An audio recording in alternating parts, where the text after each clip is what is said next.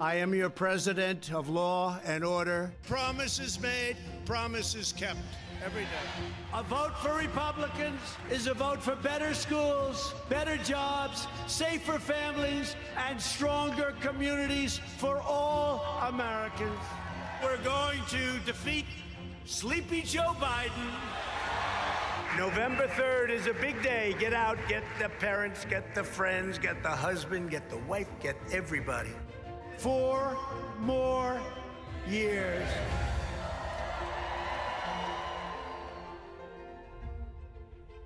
Tonight marks the kickoff of the president's fight for re-election. President Donald Trump, Vice President Mike Pence, and the Republican Party will make the case this week that they should keep control of the White House for 4 more years.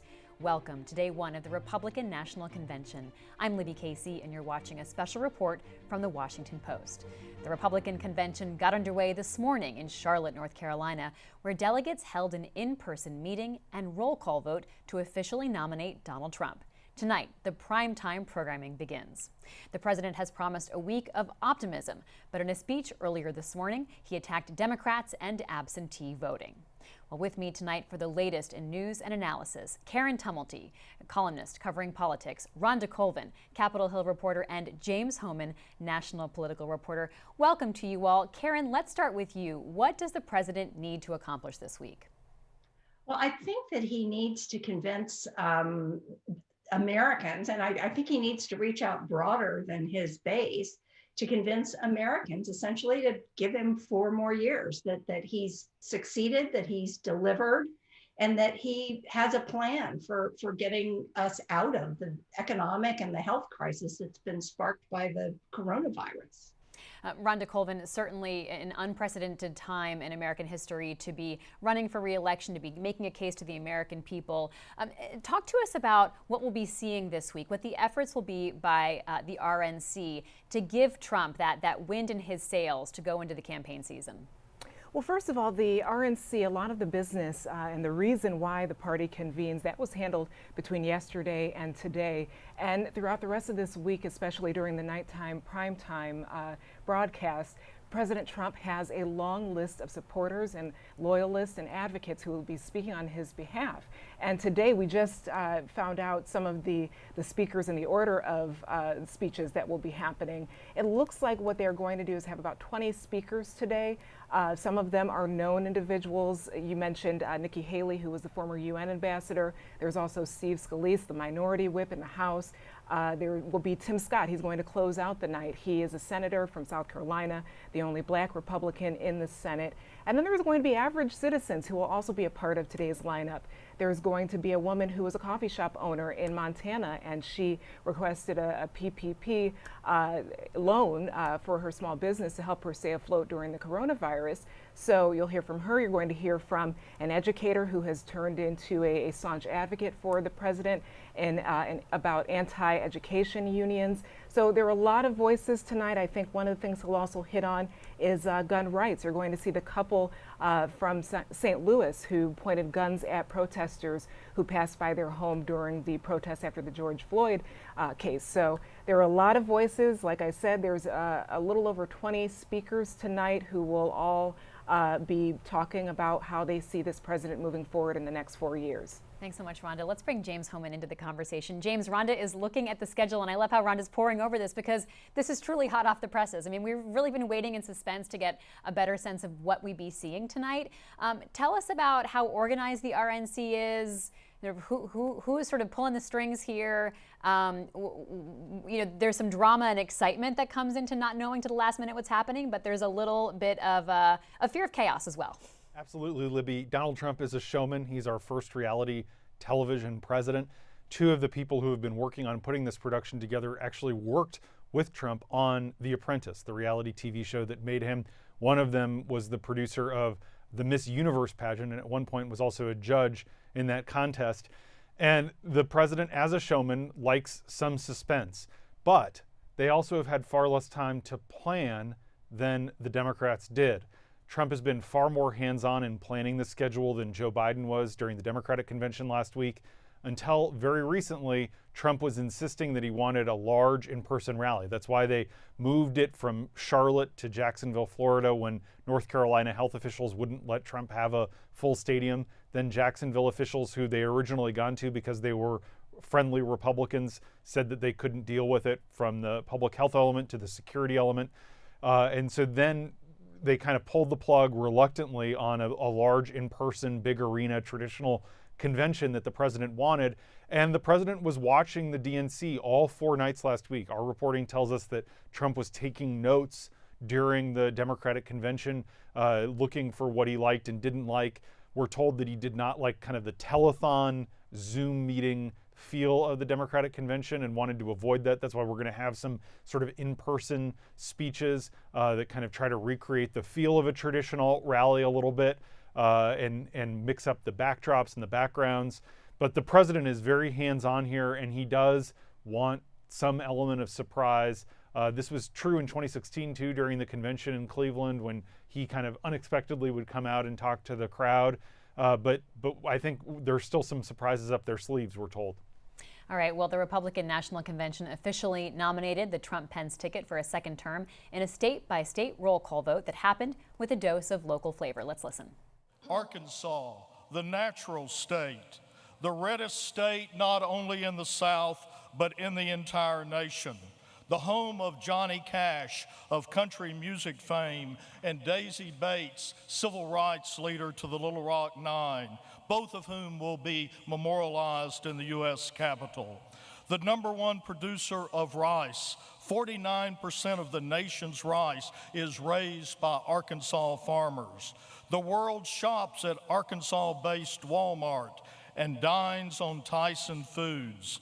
As Arkansas and travelers flood to the national Buffalo River on a daily basis, they also dig for diamonds at the nation's only diamond mine. Arkansas, the state that gave Donald J. Trump a 30% margin of victory over former resident Crooked Hillary, and will do so again over the radical Democratic ticket that has emerged out of the D.C. swamp. Arkansas proudly cast its 40 votes for Donald J. Trump. An excerpt from the speeches this morning in that roll call. James Hohmann, that does give us a flavor of what we saw and heard this morning. Yeah, it really captures what it was like this morning. A very different vibe than the Democratic convention last week, where they kind of came in from all over the country. Here, people actually did sort of fly in to Charlotte to have the traditional roll call. It looked more like the Republican Party, which is an older, whiter, more male-dominated party, than it did America, but it was still kind of, it is fun to hear states put their best foot forward and talk about the stuff that they're proud of, and this is this quadrennial process, and that really was what it was like, and all 57 states and territories went through their reports. Well, President Trump is expected to give his acceptance speech on Thursday, but he did make an appearance earlier today at the RNC in Charlotte. Joyce Koh is live outside the White House. Joyce, what has the president been doing in the lead up to this week? Well, Libby, President Trump has really been ramping up his campaign schedule in the last couple of weeks now. All of last week, he was kind of around all of the key battleground states in Minnesota and Wisconsin. We saw him in Iowa, and then going down to Arizona. He's held rallies, talking to voters, and just yesterday we saw him giving a briefing from the White House on COVID-19 update, saying that he was going to make an emergency authorization for the use of convalescent plasma. Now today he was in North Carolina. He was in Asheville, North Carolina, speaking at a food distribution center there. But before that, he was in Charlotte, speaking at the Republican convention to a group of state delegates that were in attendance. Take a listen to what he had to say. But this is big stuff. This is stealing millions of votes, and it's going to be very hard. Now, we're in courts all over the country, and hopefully we have judges that are going to give it a fair call, because if they give it a fair call, we're going to win this election. The only way they can take this election away from us is if this is a rigged election. We're going to win this election. We're going to win this election. Now, Now, President Trump has made this unfounded claim numerous times, saying that mail-in voting will lead to widespread fraud. But that is refuted by the data, as well as what election officials have been telling us all across the country, that mailing in your ballot is one of the safest ways to conduct an election this year, especially with the pandemic. President Trump's rhetoric around mail-in balloting is also something that is of concern to some Republican leaders in the country who are afraid of what it could do to the GOP prospect come November. And of course, President Trump himself has voted by mail, casting his absentee vote in Florida just last week, despite his criticisms of the process. Libby? Great point, Joyce. Thanks so much, Joyce Coe, outside the White House. Let's go back to Karen Tumulty. Who does President Trump need to motivate and activate, Karen? And I want to say first that we saw Democrats last week, making an appeal, trying to bring some people on the fence or perhaps even more conservative over. We also saw the Democrats do such an effort to get out the vote. Michelle Obama even wearing a necklace that said vote. Compare what the Democrats were trying to do and who they were trying to motivate with who Trump has to motivate. Well, it was striking how many of the speakers in the Democratic convention were actually Republicans, people who used to be considered stalwarts of the Republican Party. Colin Powell, a former Secretary of State, John Kasich, given prime speaking spots. What the Republicans seem to be doing is just digging down into their base. And, we will see if they present a rationale for a second term, a rationale to convince people who voted for Donald Trump in 2016, but maybe aren't so sure now to sort of come back into the fold. But certainly what we've heard so far is really them just digging down into their own base, not trying to expand it at all. And the tone of all of this reminds me just a bit of one of the most disastrous conventions in modern history, which was the 1992 convention, where George Herbert Walker Bush was running for a second term. It was a time where, the country was in a pretty deep recession. And what happened was just one speaker after another got up and gave these angry speeches, really all about social issues, not much kind of touching the lives of the daily struggles of average Americans.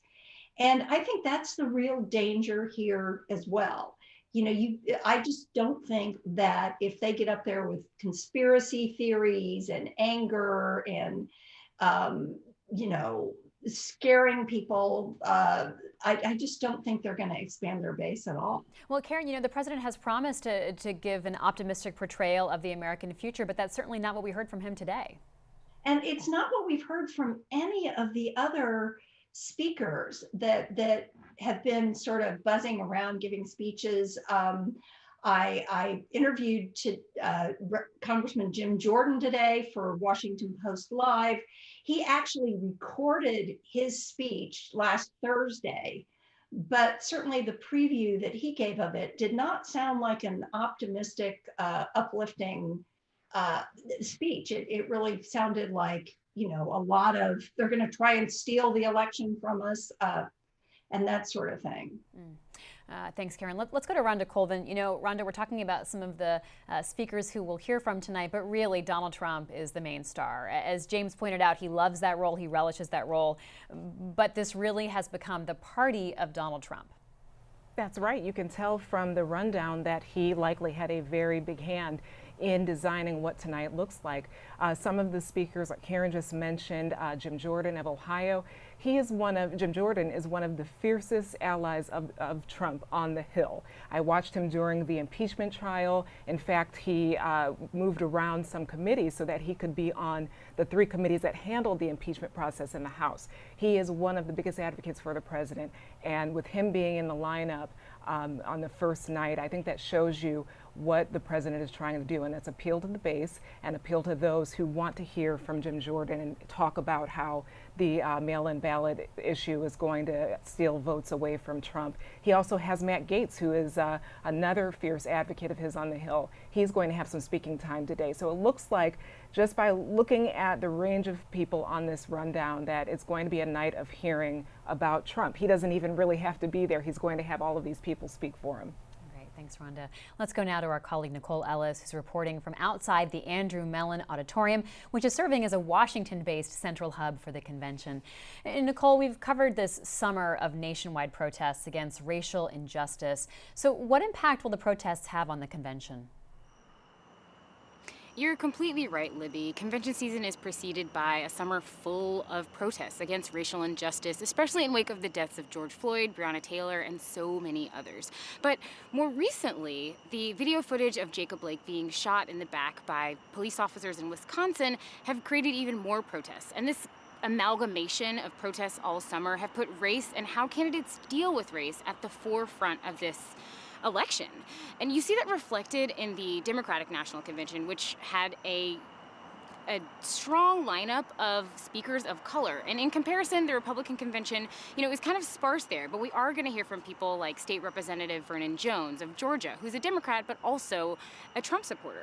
We'll also hear from the lone Republican senator, the lone black Republican senator, Tim Scott, and Kim Klacik, the Republican nominee running for Elijah Cummings' seat in Baltimore. It's also worth noting that the 50th anniversary of the March on Washington is also taking place on the heels of the convention on Friday. And that could potentially either divert attention or be in stark contrast of the convention if race isn't dealt with head on. So we'll be keeping an eye out for those nods and acknowledgments of racial justice, or seeing how these speakers sort of represent their own roles as symbols of a more inclusive Republican Party.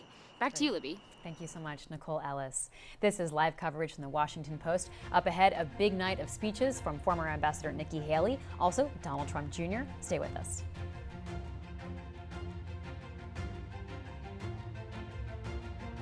As business moves forward, we're changing the way things get done, like how we redefine collaboration and keep our customers happy. You can rely on AT&T to help keep your business connected. I'm Lillian Cunningham, the creator and host of the Presidential Podcast. 100 years ago at the 1920 Republican National Convention, we actually went into the convention with no idea who the presidential candidate would be. There were a lot of names that were in the running, and there was a lot of disagreement within the party about who should get the nomination. So they actually had to go 10 ballots well past midnight before they finally decided on the candidate, Warren Harding. This kind of thing never really happens today. Conventions are no longer decision-making meetings. They are basically just television spectacles. They are pep rallies, and they are a chance to get the party excited about the nominees who have already been chosen way before.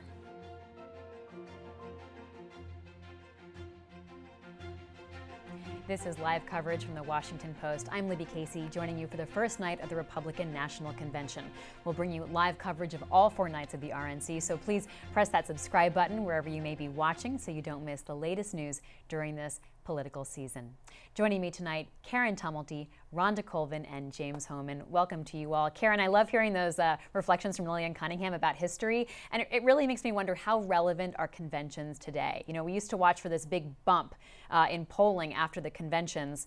How important are these 2 weeks in the life cycle of the 2020 campaign? Less and less, actually. Conventions no longer pick the nominee. Conventions, another thing that they used to be used for is sort of bringing the party back together after a difficult, sometimes very bitter primary season. We saw some of that last week with the Democrats, with Bernie Sanders getting up and essentially vouching for Joe Biden.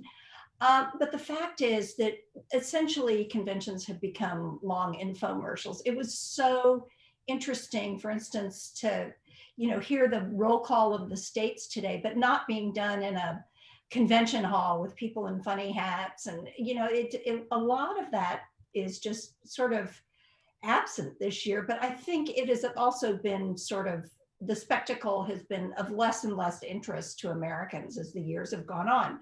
When a candidate has a convention bump, these days it's usually not all that big, and it really doesn't last all that long. One observation I had, though, after the end of last week and the Democratic convention, Karen, was I understood what their message was about Joe Biden. Like, they really built up to a takeaway message of why they believe Joe Biden is the candidate.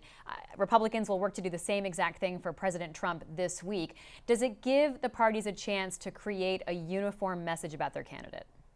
You're right. Last week really did have, the narrative had an arc. We start with Michelle Obama Monday night, essentially outlining that this was, a very dangerous and dire and urgent time.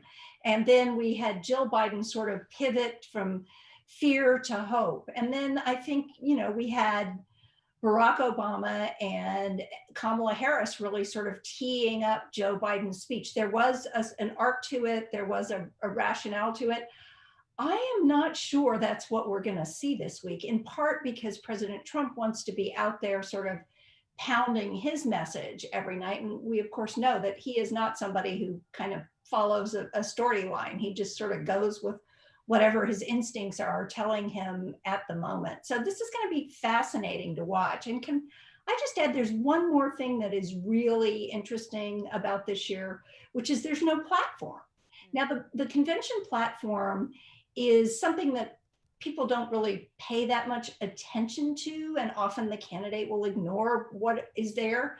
But for the Republican Party to not even have a platform, not even have a set of principles that it agrees on, and just say, basically, our platform is whatever Donald Trump wants, is a pretty extraordinary and I think honest statement about what the Republican Party these days is.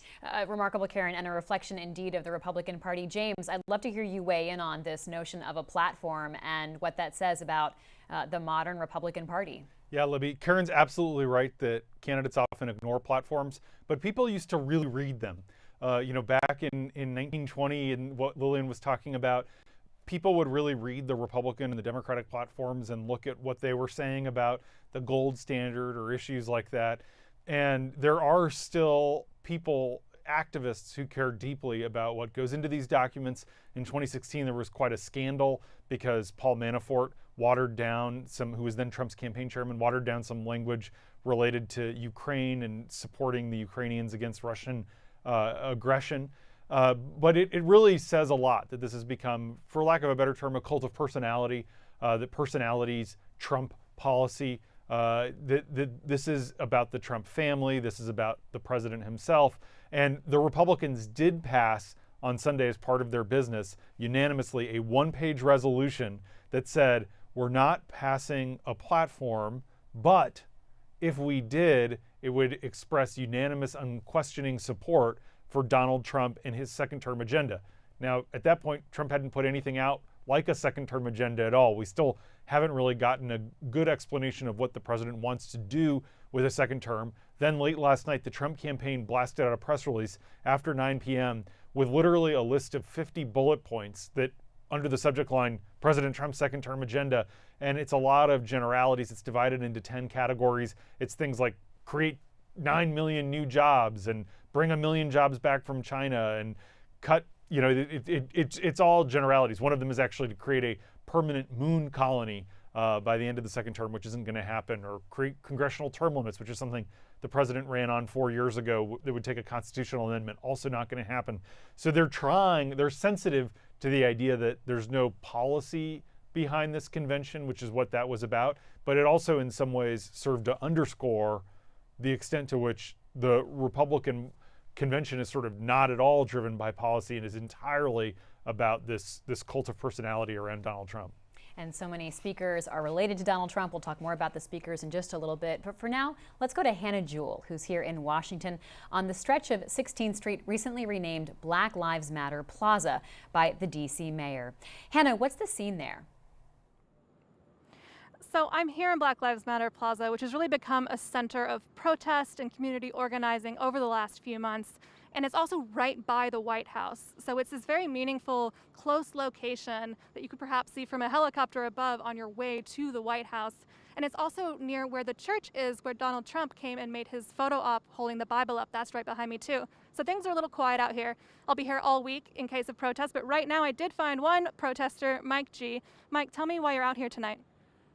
How you doing? I'm out here because I want people to know that I'm out here because I want to know that Biden's going to try to earn my vote, and I want him to earn my vote, and I want him to move his policies a little more to the left of where people like me, people my age, the millennial, the progressive vote, can get down with him, and we all can work together in terms of progressives and vote blue no matter who voters. We can work together to get Trump out the White House. So your sign, if anyone can't see, says Biden has to earn my vote. And you've been out here, you said 8 or 9 times with this sign. What has the reaction been? It's been mixed, more of the younger crowd, again, the millennial kind of progressive crowd, not even just the millennial crowd. They understand more of where I'm coming from. They cheer me on more. The older voters, so I get a reaction of, yes, I understand, but and there are other reactions I get where, no, I'm not going to listen to anything you say. And I have to ask, are you going to watch any RNC coverage this week? No, I pretty much know what his platform is, so this sign isn't really about him. I know what he's about. It's about, again, the progressives, the younger voters, and the Biden voters working together. Yes. So thanks very much for talking to me. I'll be out here looking for protests in and around D.C. all week. Back to you for now, Libby. Thanks so much, Hannah Jewell at Black Lives Matter Plaza. Let's go to Rhonda Colvin. Rhonda, I want to read to you something that Andrew Yang said last week. Of course, Andrew Yang, a one-time presidential candidate on the Democratic Party. He said, the magic of Joe Biden is that everything he does becomes the new reasonable. And it stood out to a lot of us because it shows that when Joe Biden takes on a platform, even if it's maybe over to the left, it becomes sort of more mainstream in the public opinion, according to Andrew Yang's take on this. I was thinking about that as Mike, Hannah's guest, was talking. Let's talk about the effort to move Joe Biden on his platform and then compare that with any efforts in the Republican ranks to move Donald Trump on his platform. Well, I think the man that just spoke to Hannah said something that a lot of voters who are supporting Biden but want him to earn their vote, as he said, want Biden to work with other people. They want him to work with progressives. I believe the man's name was Mike. He mentioned that Biden needs to work with progressives. And I think that is something that the Democrats tried to highlight last week by talking about how Biden worked across the aisle when he was in the Senate. I know, just talking to people on the Hill about a Biden candidacy, a lot of lawmakers were somewhat excited. Democrats, of course, were excited, but they want someone who will be able to come in and work with them and work with all people. And he's seen as someone who can do that. And Democrats have certainly been touting that as one of his assets. So I think Yang was sort of pointing to the idea of Biden being sort of a peacemaker when we need a time for peacemaking. Thanks, Rhonda. Looking at the schedule, I want to go to James Hohmann and point out that Donald Trump Jr.'s speech, James, it looks like is going to be on tape, as is Kimberly Guilfoyle's. They were originally slated as live. Now they're on tape. We also heard earlier that Congressman Jordan's message is on tape. Karen told us about that. This despite the fact that President Trump criticized and panned the Democratic convention for having taped elements. Yeah, Libby, and it is, I think, a reflection of another bow to reality by the president. You know, the president, when public health experts were saying don't hold an in-person convention, kept saying, I want a convention, I want every seat to be full. He had a very contentious phone conversation with the governor of North Carolina to threaten to move the convention before he did, saying, I've never spoken to an empty arena before and I'm not about to start. And having pre-taped speeches is easier. There is, there's a lot of moving parts in something like this. And so I think it's a bow to reality that these are hard to put on. It's hard to have big crowds. DC continues to have restrictions on how many people can be gathered simultaneously. And that's what I think this is about. All right. A lot of the speakers are related to President Trump. Karen Tumulty, let's talk about sort of who in the Trump family is speaking and also who is not. Well, we're gonna hear from all the Trump children over the course of this week, except for his youngest, Barron. But there has been a bit of intrigue within the Trump family over the last few weeks with this tell-all book that came out from Donald Trump's niece, Mary, and then just in the last couple of days with our colleague Michael Kranish at the Post. It turns out that Mary was taping her aunt, who is Donald Trump's older sister, who was a judge, essentially trashing her brother. So, there is a lot of family drama at the moment.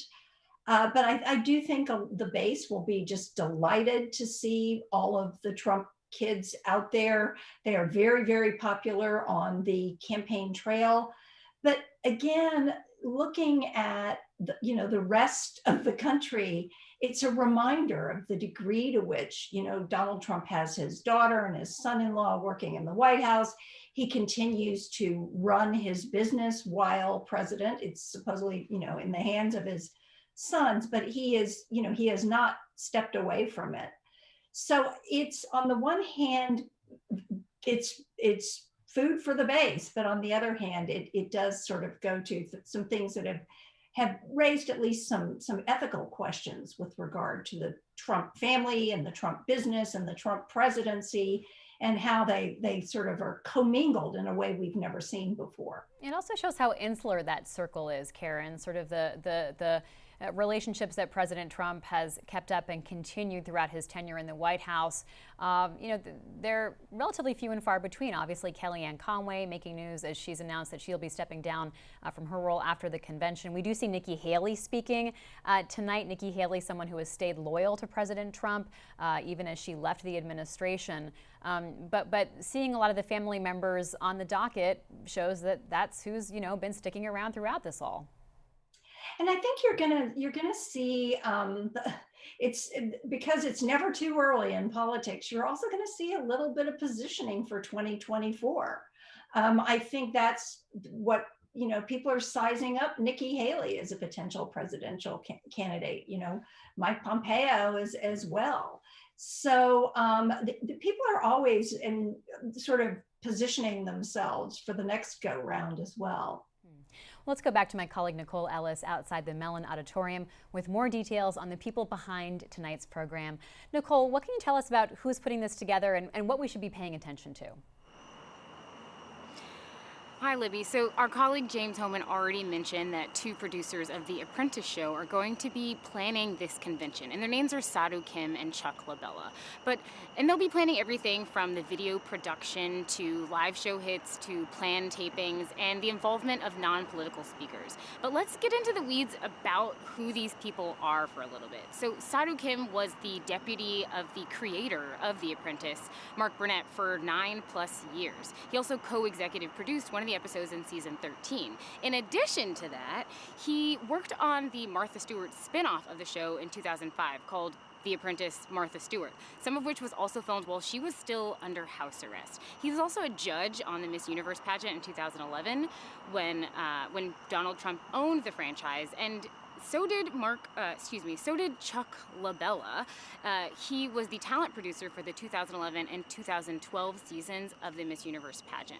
He also talent produced on the Comedy Central roast of Donald Trump in 2011. But he's most notably known as a talent executive at NBC, where he produced some 40 episodes of The Apprentice. So when you kind of take a step back and look at the team that's working on this convention, you kind of want to think a little bit more about what the measures of success are and how we contextualize it. So while I agree that it's important, as Karen Tumulty said, to look at conventions like the George Herbert Walker Bush Convention in 2002, the best context we're going to get and the best sense of the measures of success that Donald Trump cares about are going to be more so reflected in how these people, himself included, leverage their roles and successes as TV showmakers into a convention.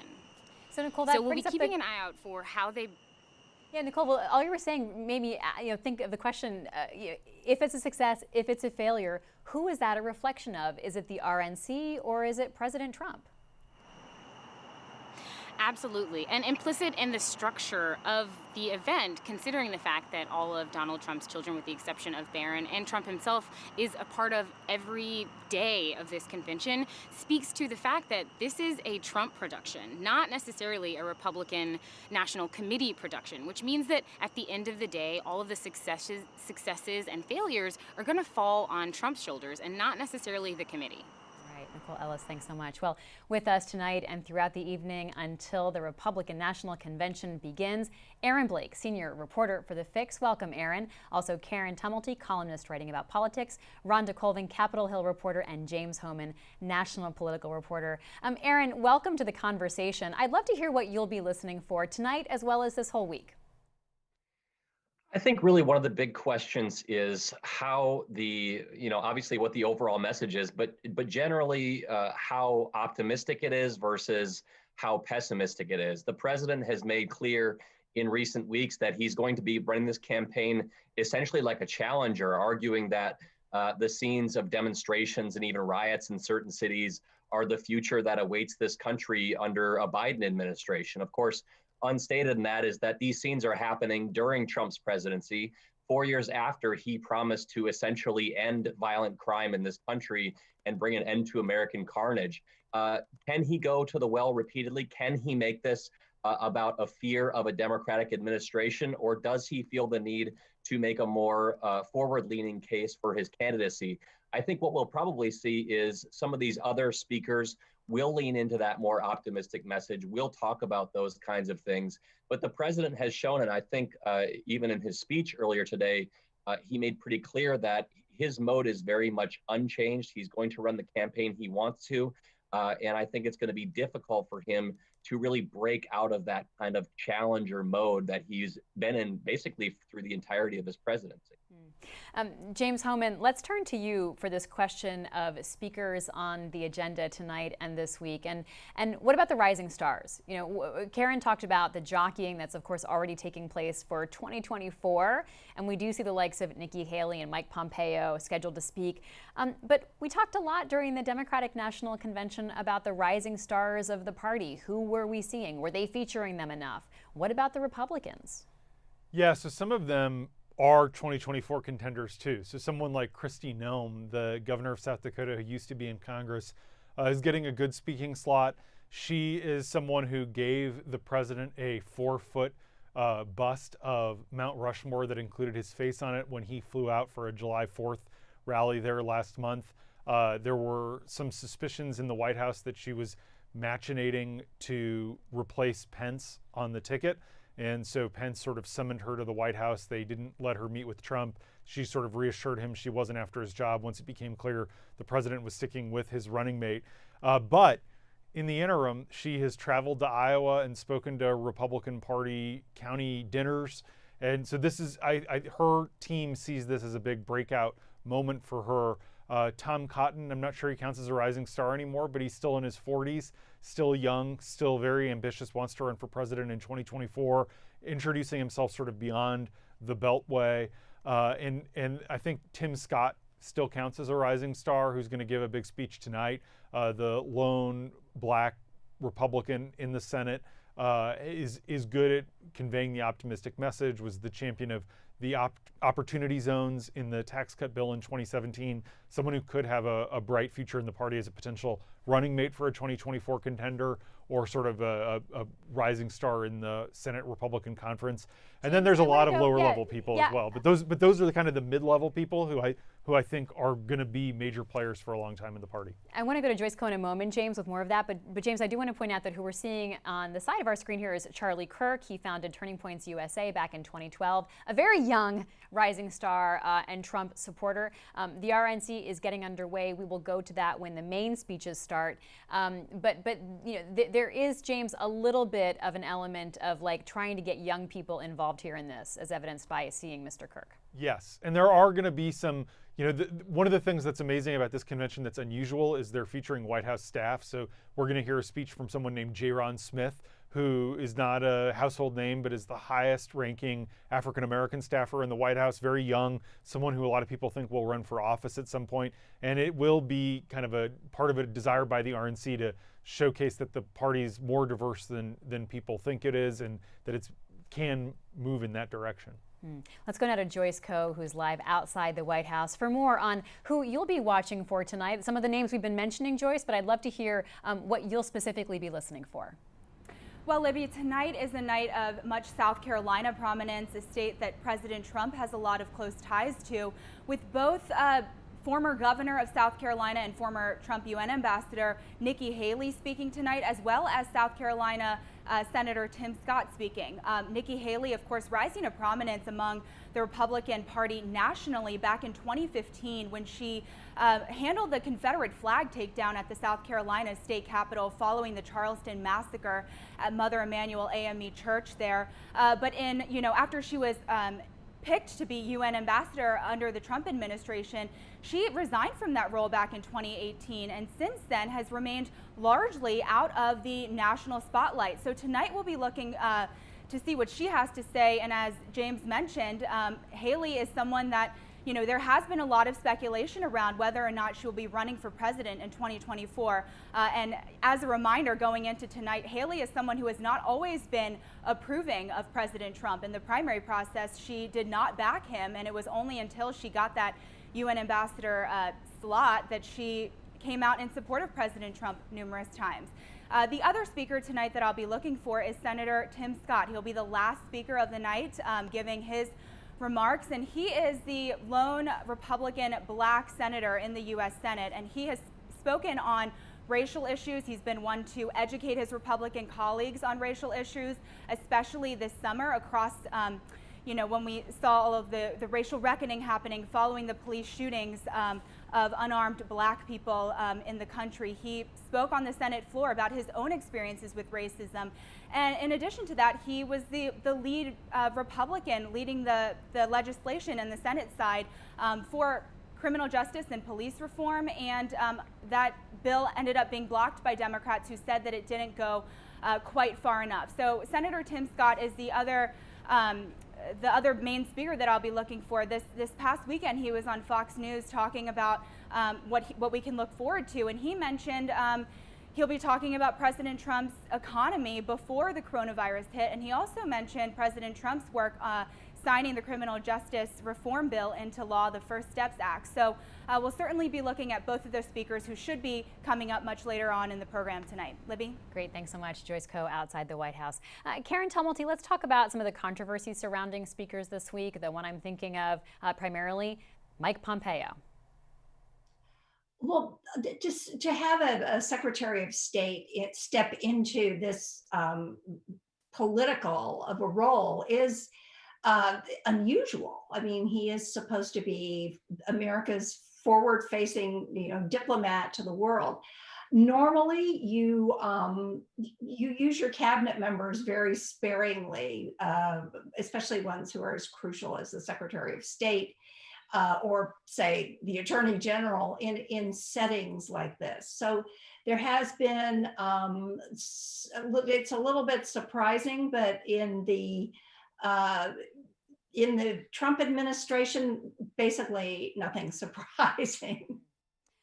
Another controversial addition to the program, the McCloskeys. Let's go to Rhonda Colvin. This couple became sort of nationally notorious this summer. That's right. They were a couple who they were eating, I think, in a barbecue in the back of their house, and said that they came around and saw protesters in front of their lawn. They said they were scared for their lives. There was a picture right there.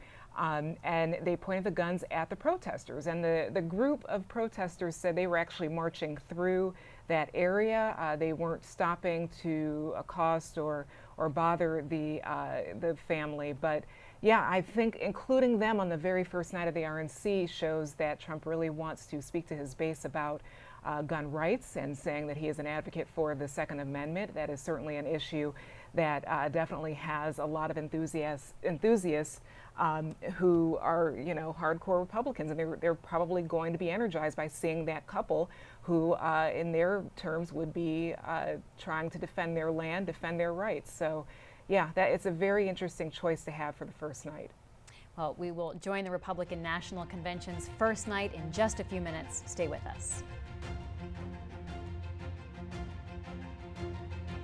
business moves forward, we're changing the way things get done, like how we redefine collaboration and keep our customers happy. You can rely on AT&T to help keep your business connected. You're watching live coverage of the Republican National Convention. I'm Libby Casey, joining you tonight from the Washington Post newsroom. We'll be with you throughout this week, bringing you coverage of the convention, also analysis from Post reporters before and afterwards. So stick around. We'll be back on the back end around 11 o'clock. The Republican National Convention is getting underway, and we will go to it live in just a few moments. Tonight's theme is Land of Promise. With me this evening, Aaron Blake, Karen Tumulty, Rhonda Colvin, also James Hohmann, all of my guests this evening. James Hohmann, as we talk about the theme tonight, do you see some through lines as you think about the speakers and what the goal of tonight specifically is?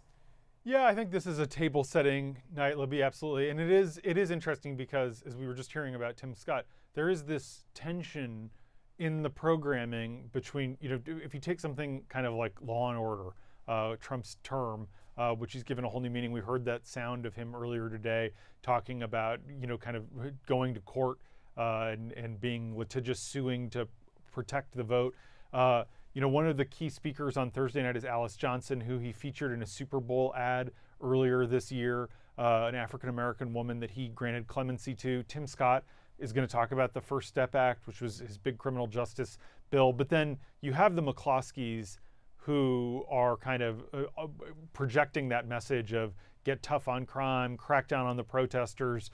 And so I think that there isn't really a through line, and I think that there is going to be this tension between presenting this aspirational idea of hope, which kind of they say they're going to project, but then Trump's impulse, which we saw in 2016 and has been true throughout his presidency, which is to kind of play on people's fears and play to his base. So I think that that's going to be the tension tonight and all week long. Aaron Blake, the coronavirus is certainly happening even as we go through this convention process, usually a celebratory process for the political parties. Let's talk about the news President Trump is trying to make when it comes to the United States reaction to coronavirus, and also what the headlines are, regardless of what President Trump is trying to steer the story to. Yeah, so I thought there was an interesting poll that came out this weekend that showed that a majority of Republicans were essentially resigned to the idea that we had this level of death from the coronavirus outbreak. There seems to be a real belief, at least in the president's base, that the coronavirus is just a deadly phenomenon that is going to cost lives. They don't seem to be judging him terribly harshly. At the same time, there was another poll from the Associated Press this weekend that showed the president's approval on coronavirus dropping to 31%. That was actually down from 44% back in March. It's clear that this is an issue that cuts against him. It was his worst issue in that poll when you compare it to foreign policy, when you compare it to healthcare, even lower than his overall rating, which was very low in that poll comparably to other polls. So really, this is something that I would imagine we're not going to be hearing a whole lot about, at least not as much as we did last week, because this is something that, one, isn't a great story to tell right now. People don't want to hear necessarily about this. It's not something that the base is terribly concerned about. And most importantly of all, this is something that the president has shown that he's not terribly interested in talking about. Until they reinstituted, at least infrequent briefings on the coronavirus, there were myriad stories about how the president had essentially tuned this issue out, had delegated authority on this to other people, didn't really want to hear about it. And even in his public comments over the last several weeks, we're seeing him focus on things like the coronavirus treatment, the convalescent plasma. He wants to focus on fixes for this rather than talk about the impact that it's having on the American people. And so to the extent he talks about it, I think maybe he'll play up things like convalescent plasma. The question is how far he goes with that. Is he talking about hydroxychloroquine, which the FDA reversed course on? Is he talking about some of these grievances that he has with the Food and Drug Administration, with various health officials like Anthony Fauci? I think once you start down that line of talking about coronavirus, his inclination is to take it maybe a little bit further than the people around him would like him to. Another big story in the news is what's happening with the U.S. Postal Service. Let's go to Rhonda for more on that. Rhonda, the Postmaster General testified before a Democratic-led committee today. We expected it to be contentious. How hard did Democrats hammer Louis DeJoy? Pretty hard. This is a Democratic-led panel. It was the House Oversight Committee, and Carolyn Maloney, who is the chair of that committee, she started off by telling Postmaster DeJoy that she would subpoena records that he was supposed to submit to the committee and has not. And if he does not submit them by Wednesday, she and the committee would give him a subpoena for those records. So it was contentious at times. He appeared forthcoming at some points, and especially when Republican members questioned him. But there were moments, there's one clip I'd like to show of this morning's hearing where a Boston Congressman, Stephen Lynch, questioned DeJoy about the machines that have been pulled out so far. Take a listen. As a fact finder, we can only reach two conclusions. One, either through gross incompetence, you have ended the 240-year history of delivering the mail reliably on time, or the second conclusion that we could gather is that you're doing this on purpose and that you're deliberately dismantling this once proud tradition. The gentleman's time has expired. The gentleman may answer his question. My last question is this. Thank you, What sir. the heck are you doing? What the heck are you doing? The gentleman's time has That's my expired. question. Thank you, sir. The gentleman's time has expired. The gentleman First may of all, answer. I would like to agree with you on the heroic efforts of our 650,000 employees across the nation, and the history of the Postal Service for their the 250-year history of serving the American public. And I'm very Will you put proud- the machines back? I'm very proud to lead the organization. The rest of your accusations are actually Will you put the outrageous. high-speed machines No, back? I will not. You will not. Will not. You will not. Well, there you go.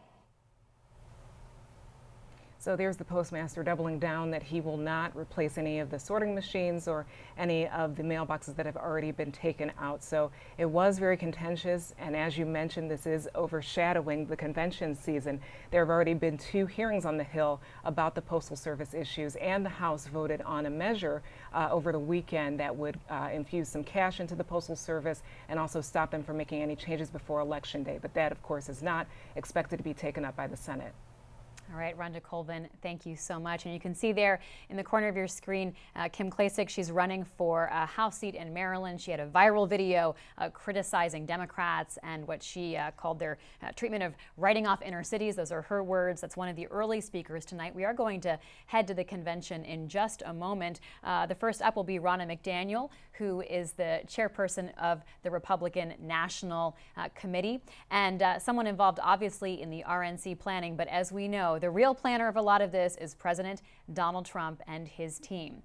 We'll head to the convention in a moment, and I just want to thank my guests for spending their evening with us. Let's thank Rhonda Colvin, James Hohman. Also, thank you so much to Aaron Blake and to Karen Tumulty and the rest of our team. We'll be back right after tonight's convention programming concludes, so take a moment to subscribe wherever you may be watching so we can keep you informed about this campaign season, and we'll be back all throughout this convention all week long, so do stay tuned, and we'll be back with you at 11 p.m. as this event concludes. Right now, the last speaker scheduled is Senator Tim Scott. Let's go now to the Republican National Convention.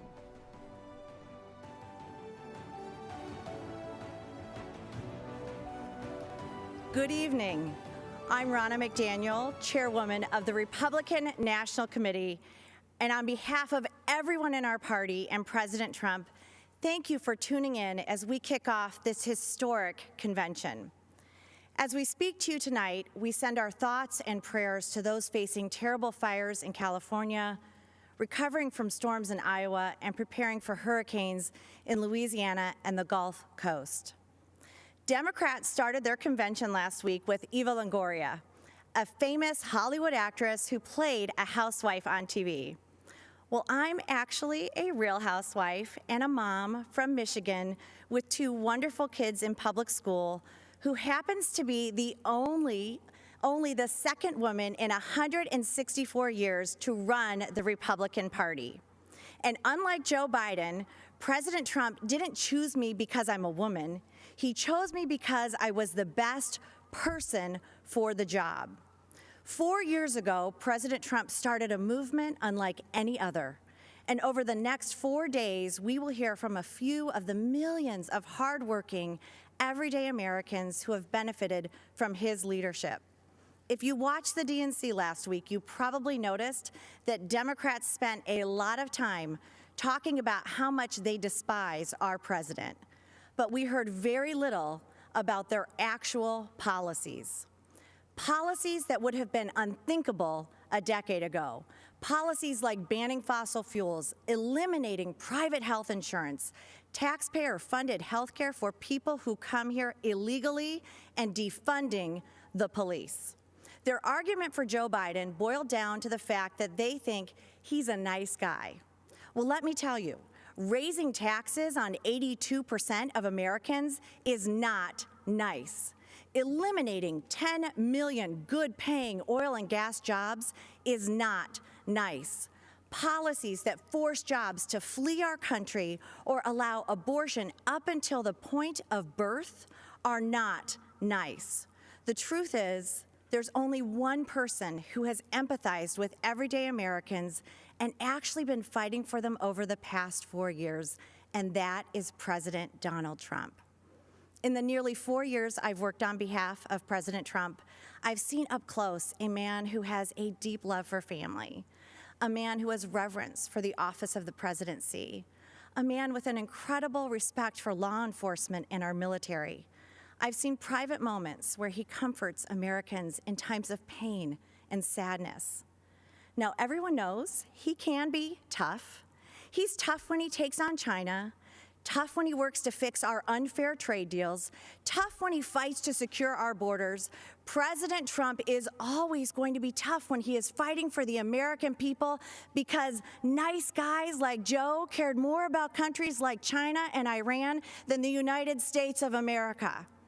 Tonight begins a new chapter in the great American story, a story that has inspired the world for generations.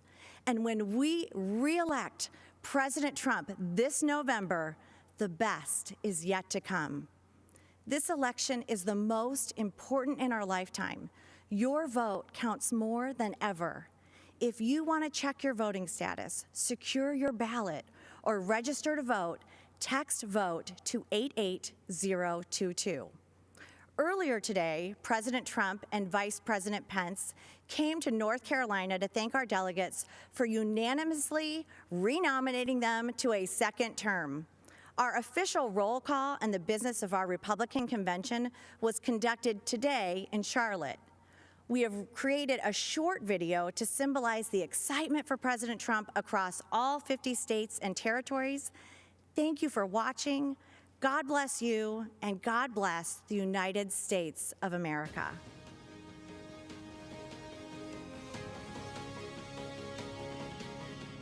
The great state of Alabama. Alaska. American Samoa. Arizona. Arkansas. California. Colorado. Connecticut. Delaware. District of Columbia. Florida. Georgia. Guam. Hawaii. Idaho. Illinois.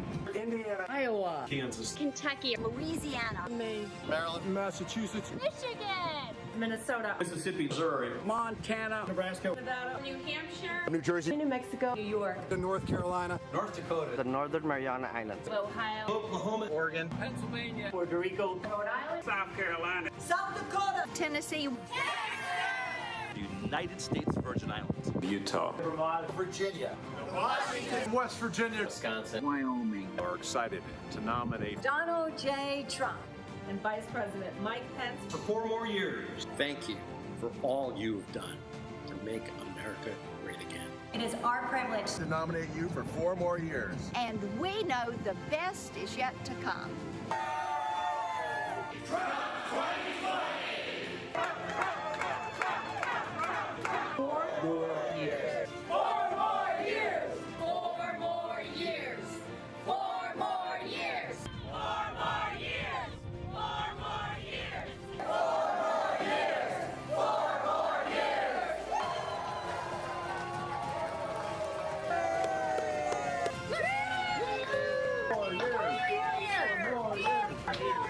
more years.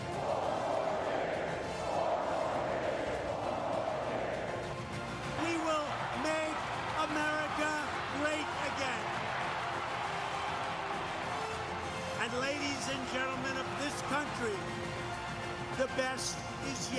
to come.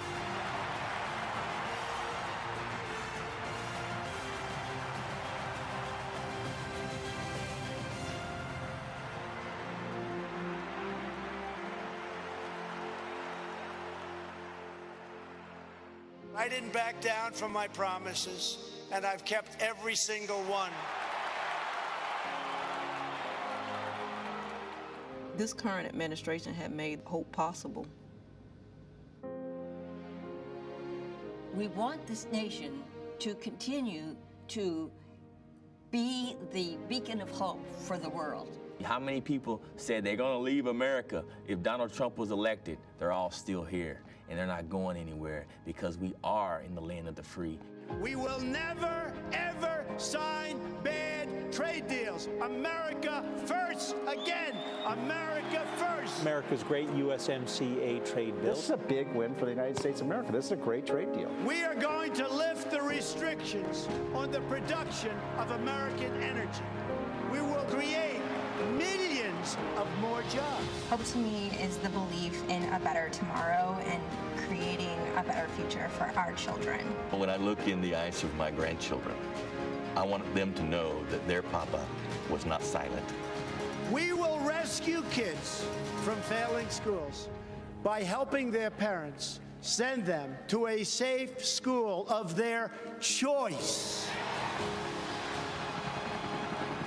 We will completely rebuild our depleted military. The countries that we are protecting at a massive cost to us will be asked to pay their fair share. We will take care of our great veterans like they have never been taken care of before. This guy saved me. Yeah. He saved me. Thanks to him, I'm here. To me, he's giving people hope, what he's doing for the poor people, what he's doing for everybody. We are going to appoint justices of the United States Supreme Court who will uphold our laws and our Constitution. Why supporting law enforcement is so important for keeping America great. As long as I'm president, I will never defund your police, that I promise you. It's time to deliver a victory for the American people. We are going to start winning again. It's called Promises Made, Promises Kept.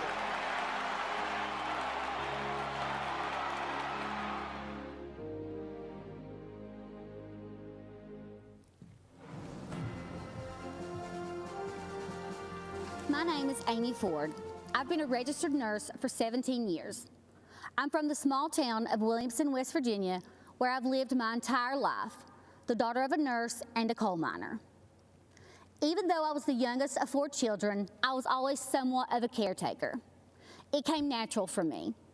So it felt right to follow in my mother's footsteps and become a nurse.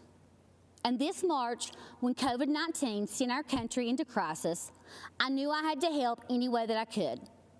I deployed to New York in April and then to San Antonio, Texas, working as a COVID relief nurse in both states.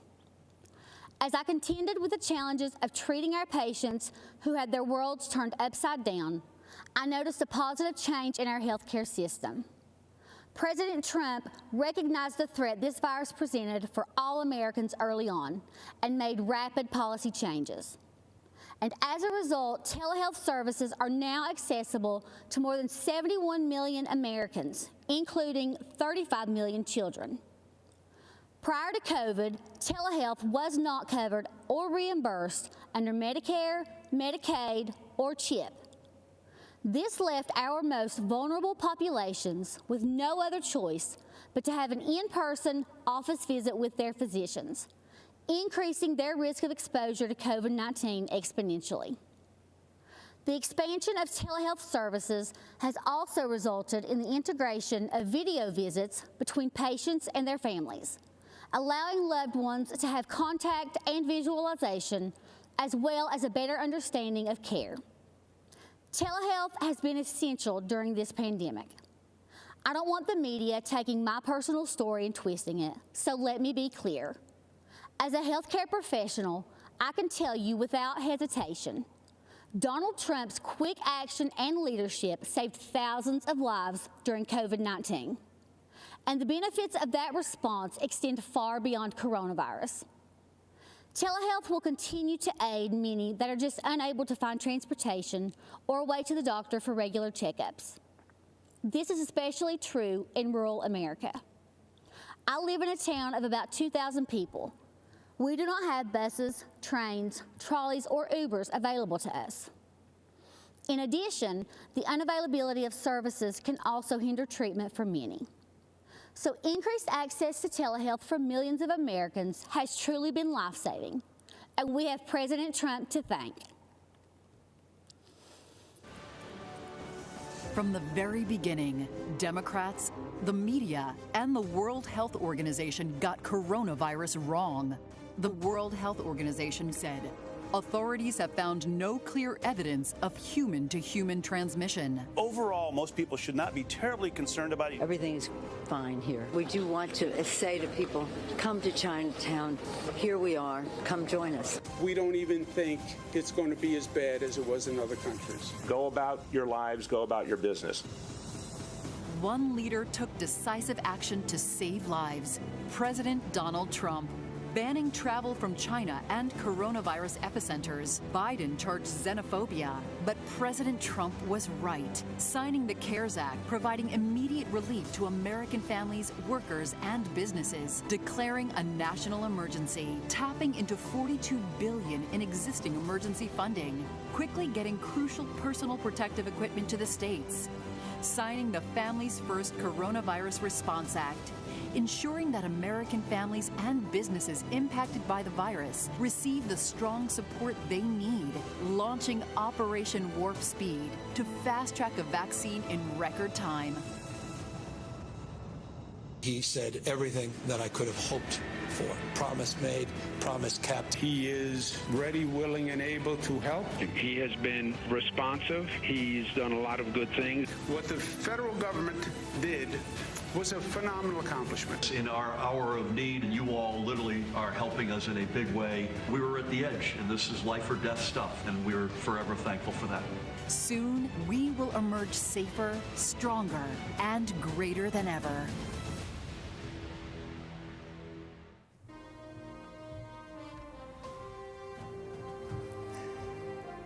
I am Dr. G.E. Ghali, an oral and maxillofacial surgeon and chancellor of a large academic medical and research center in Louisiana.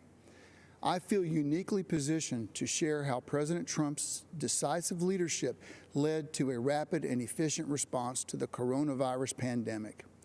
I know this as a health professional and as someone who has recovered from COVID himself. The COVID-19 pandemic exploded into our great nation with an intensity unparalleled in history. But our medical investigation and drug development systems were not designed for a pandemic. The devastating effects of the coronavirus demanded immediate changes at the regulatory level.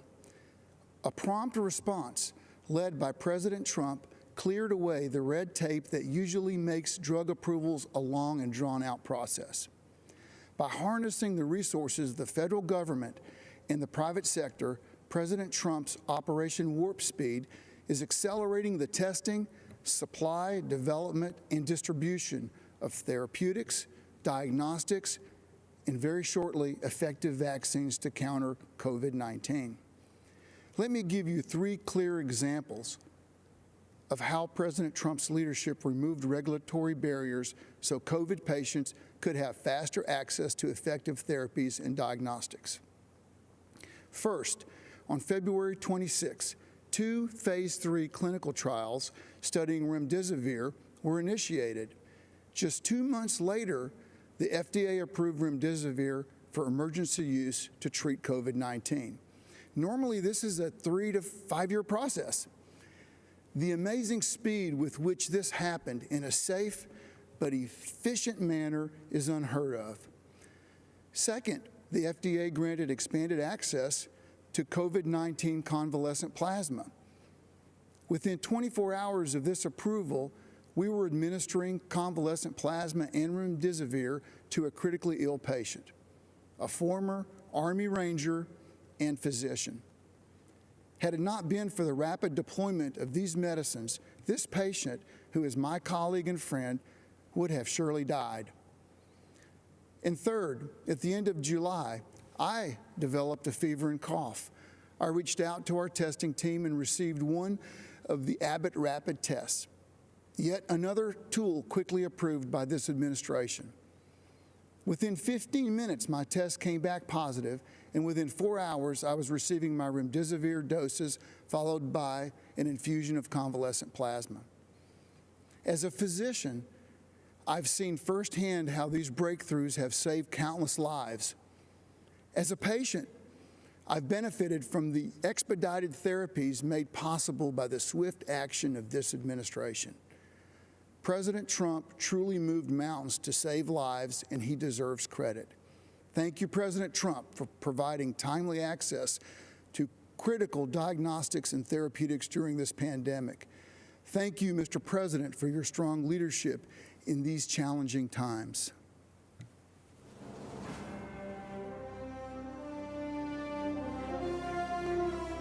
When the China virus invaded our country, we launched the greatest mobilization of American society since World War II. Patriots of every race, color, and creed rallied together to defeat the invisible enemy and save the lives of their fellow citizens. Today, our hearts overflow with appreciation for the incredible frontline workers who risk their own health and safety to keep America strong and safe. When crisis came, millions of everyday Americans rose to the challenge. In their actions, we see true greatness of the American character. We always find a way to victory. History will remember and celebrate the heroes of 2020 for as long as our great American flag waves over the land that we love. To every frontline worker, I offer the salute of a nation that is forever in your debt. Thank you, God bless you, and God bless America.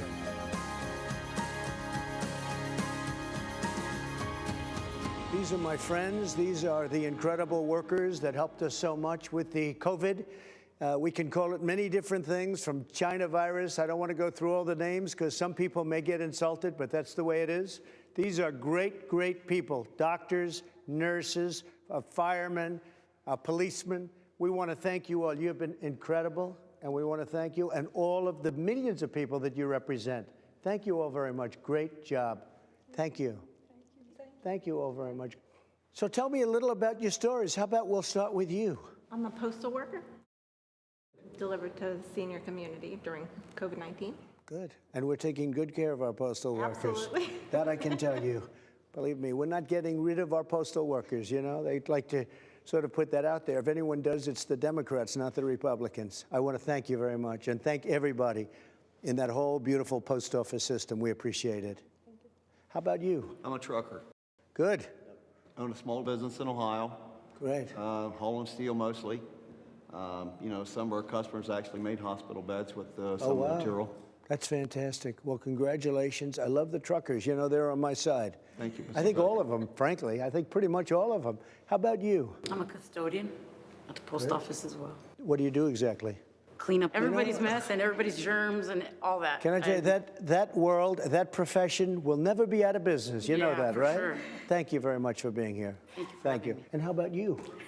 I'm a registered nurse, President Trump. I work at a New Jersey hospital. It's called Virtual Willingboro Hospital. Right. I also represent an organization of professional nurses. It's called the National Association of Catholic Nurses. Very good. But I want to tell you, sir, as a nursing supervisor, I am so in awe of your leadership. Honestly, I know many people have said often interesting things, but it takes a true leader to be able to ignore all that stuff and do what is right and not be offended by all the words being said.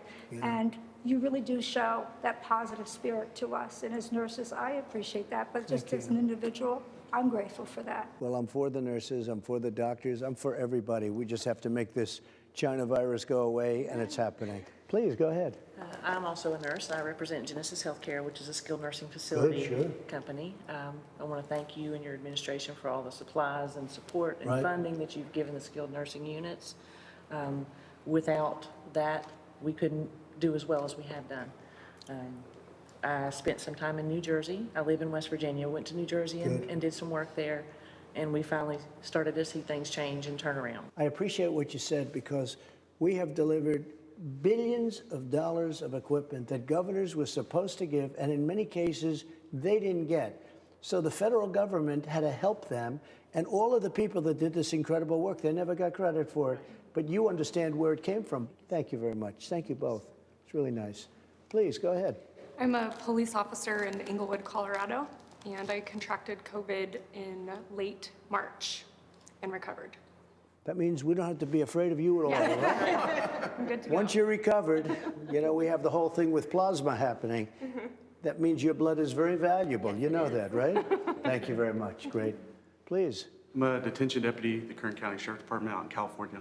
Great. And I also contracted COVID end of March and recovered from that also. How long was your problem? I was sick about 10 days, really bad. I got everything besides a cough, but recovered. I was off work for a month and a half, and I work in our local county jails. Did they do anything specifically to help you recover? They gave me Z-Paks medication, cough syrup. Okay, and I won't even ask you about the hydroxychloroquine because it's a shame what they've done to that one, but I took it. I took the Z-Pak also, and zinc.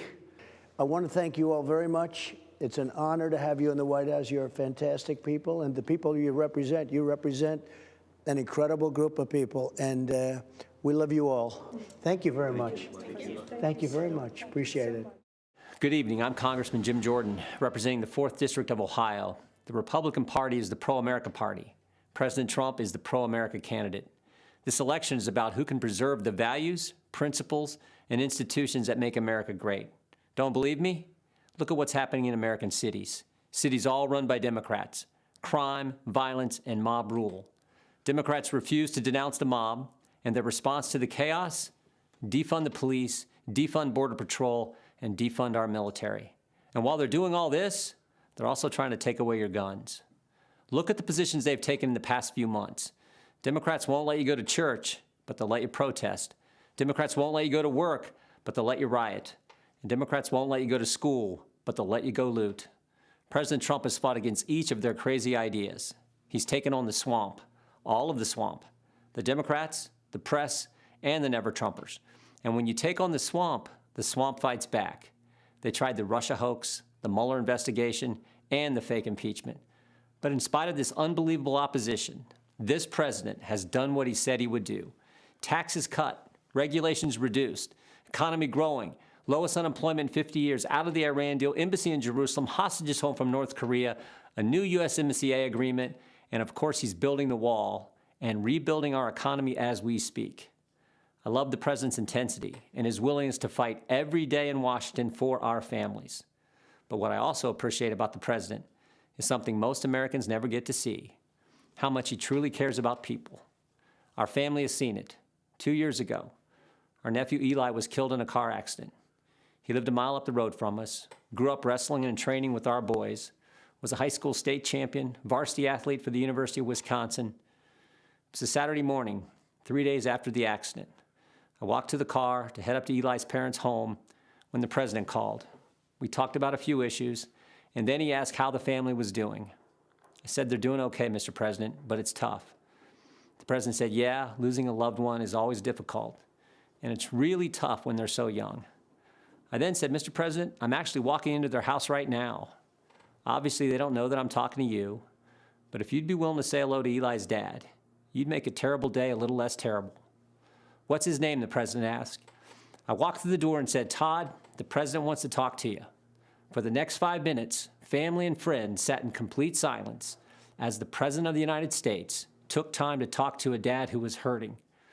That's the president I've gotten to know the last 4 years. The president who shared private moments like this with soldiers, victims of violent crime, and people who've had businesses destroyed by the mob. That's the individual who's made America great again, and who knows America's best days are still in front of us. And that's why I'm busting my tail to help him get reelected. I'm asking you to do the same. Thank you, and God bless our country. I'm not an actor, a singer, or a politician. I'm Herschel Walker.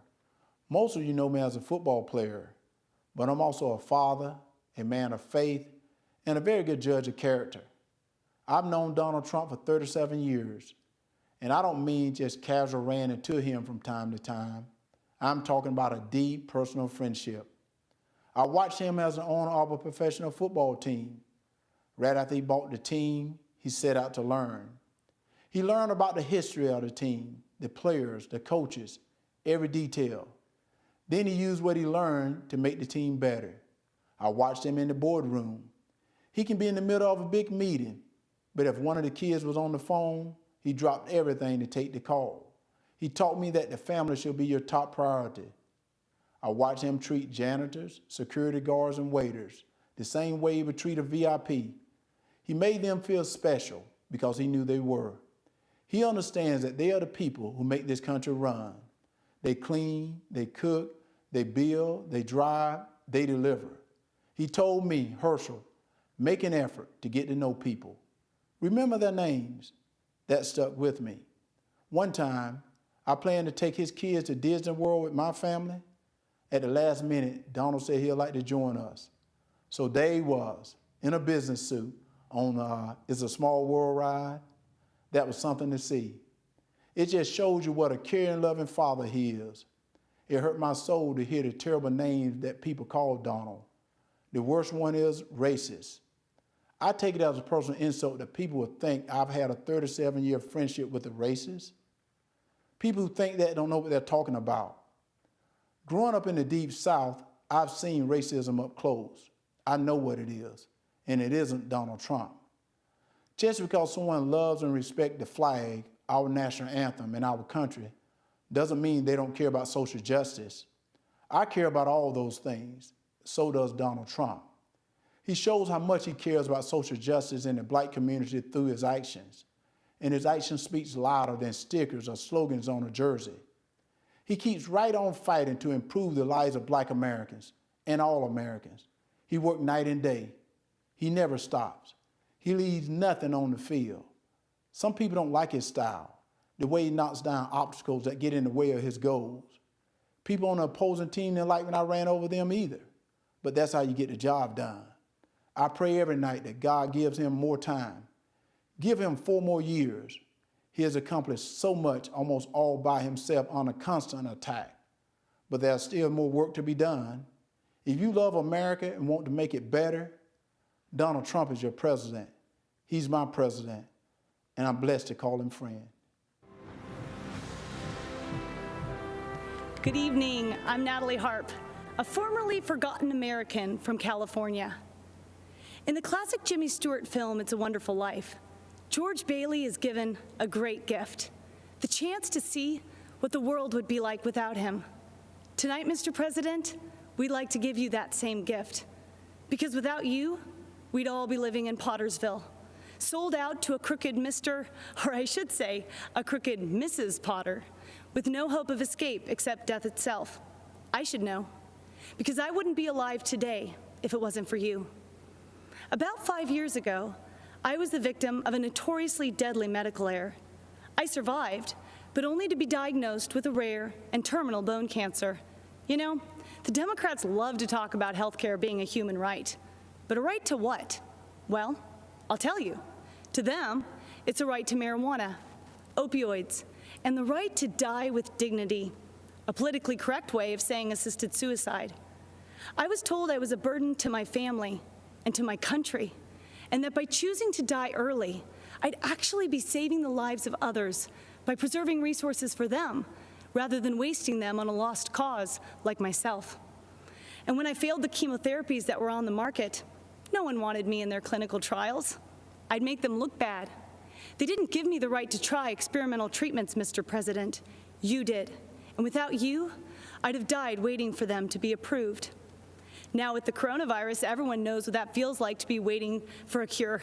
But we've only been waiting a few months. Just imagine what 2020 would have looked like, fighting for your life, without Donald Trump fighting for it too. In January, there would have been no China travel ban. Millions would have died. Millions more would have been infected, for there'd be no record levels of testing, no right to try treatments, no fast track for a vaccine, nor Operation Warp Speed ready to deliver it. And without Donald Trump as our patient advocate for the past 4 years, well, the opioid epidemic would have stolen even more lives from even more families. Kidney patients would have no future except dying on wait lists, for there'd be no initiative to increase donations. There'd still be no accountability at the VA, and our brave veterans would still be suffering long wait times with no choice nor access to faster care. Insulin and other drug prices would have continued to rise, while a record number of generic drugs would still be stuck in the pipeline. There'd be no price transparency. We wouldn't have health plans up to 60% cheaper than Obamacare, and we'd still be stuck with that infamous individual mandate. And God forbid what the next 4 years would look like. For in Joe Biden's America, China would control our drug production. We'd be one step closer to government-run health care. We wouldn't just be unable to keep our doctors, we'd be lucky if we could see any doctor. And even then, some of us would be denied care. For in socialized medicine, you don't beat the odds, you become the odds. And I would lose my right to try, just like Charlie Gard, that terminally ill British baby whose government-run healthcare system decided it was too expensive and too cruel to keep him alive. You see, Mr. President, you've done so much more than your promises made and promises kept. For numbers only tell part of the story. We are the rest of it. Facts with faces of Americans who would still be forgotten if you and our favorite First Lady hadn't given up your own wonderful life so we could have the chance at one. George Bailey's father was right. All you can take with you is that which you've given away. And Mr. President, that makes you the richest man in the world, for you have used your strength to make America strong again. Sacrificed the life you built to make America proud again. And you risked everything to make America safe again. It's a wonderful life. You made America great again. And on November 3rd, we are going to keep America great.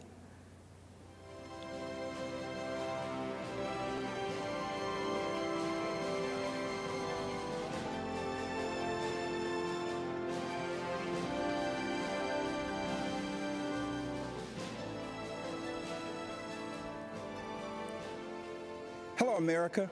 My name is Vernon Jones, and I'm a state representative from the great state of Georgia.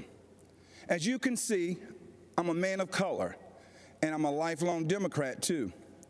You may be wondering, why is a lifelong Democrat speaking at the Republican National Convention? And that's a fair question, and here's your answer. The Democratic Party does not want black people to leave their mental plantation.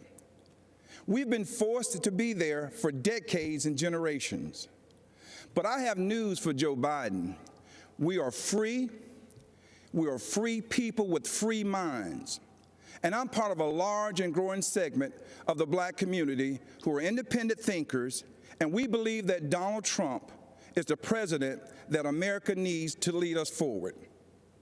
This is no time for sleeping in the basement.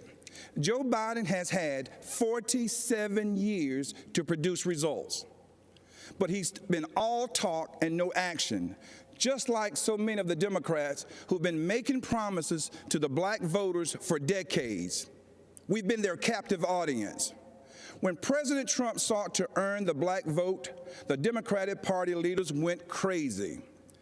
Nancy Pelosi and Chuck Schumer literally started wearing kente cloths around the U.S. Capitol, as if pandering were enough to keep us satisfied.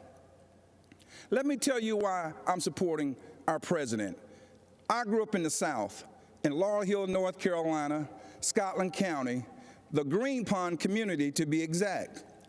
My parents, Robin and Rufus Jones, built with their own hands a 4-room cinder block home with no indoor plumbing. They had very limited education, but they instilled in us a strong work ethic that drove me from those tobacco fields of North Carolina to those hallowed halls of the Georgia General Assembly. My parents taught me if I believed in God, worked hard, and treated every person fairly, there was no limit to what we could achieve. I attended North Carolina Central University, an historical black college. For generations, HBCUs have been the incubators that develop black scholars in math and science and religion, engineering, and politics. They have been important springboards for the black success. But Democrats haven't treated them that way. When President Trump took office, he changed everything. He delivered historic funding to HBCUs, and he guaranteed it for 10 years, something that's never happened in the history of this country. That gave our HBCUs stability, the chance to grow, and produce the next generation of black leaders. That's right, Donald Trump did that. He's also supported school choice to ensure that no child, no matter their race or zip code, is left behind. Every child should have access to a quality education. But education is just the beginning.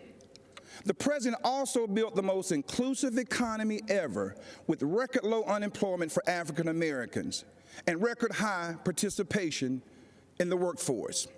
He put opportunity zones in the Trump tax bill that would drive investment into our communities for decades to come. He put the interests of American workers, and especially black workers, first. That's right, Donald Trump did that. He delivered historic criminal justice reform. He ended once and for all the policy of incarceration of black people, which has decimated our communities, caused by no other than Joe Biden. Democrats wouldn't do it. Obama didn't want to do it. And Joe Biden and Kamala Harris definitely wouldn't do it. But Donald Trump did it. He's also working every day to make our communities safer. As a former executive of DeKalb County, Georgia, I directed one of the largest public safety departments in the Southeast. I've seen tragic shootings on both sides, officers killing citizens and citizens killing officers in the line of duty. Police officers are our fellow citizens. They live in our country. They have families too. They live in our communities. Unfortunately, Democrats have turned their backs on our brave police officers. They call it defunding, and it's a danger to our cities, our neighborhoods, and our children. Isn't it ironic that Democrat politicians have personal security to protect them? So why don't they forego their security and replace them with social workers, especially since that's what they want for you and me? Our police need more funding, not less, for frequent psychological examinations, for non-lethal remote restraint technology, and for more de-escalation and use of force training. These are the common sense solutions that President Trump supports. True, sincere police reform. That's right, Donald Trump did that too.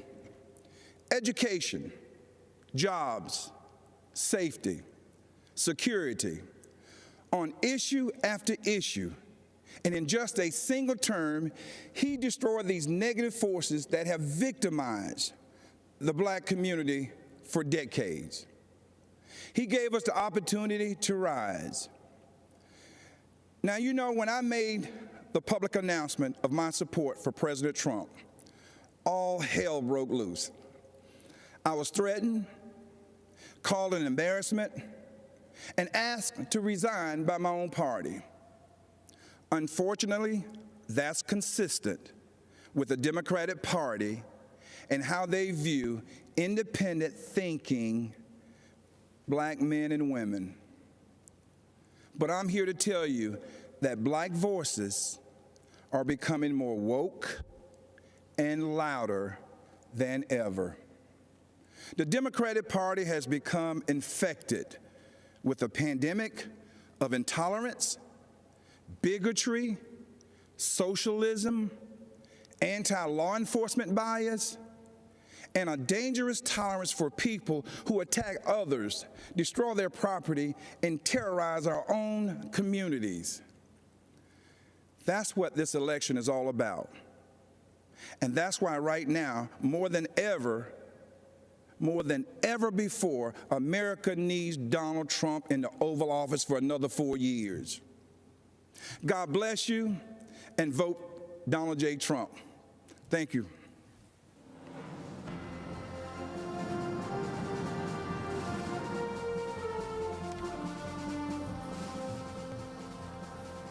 In 2018, a gunman walked into Marjorie Stoneman Douglas High School in Parkland, Florida, and changed my life forever.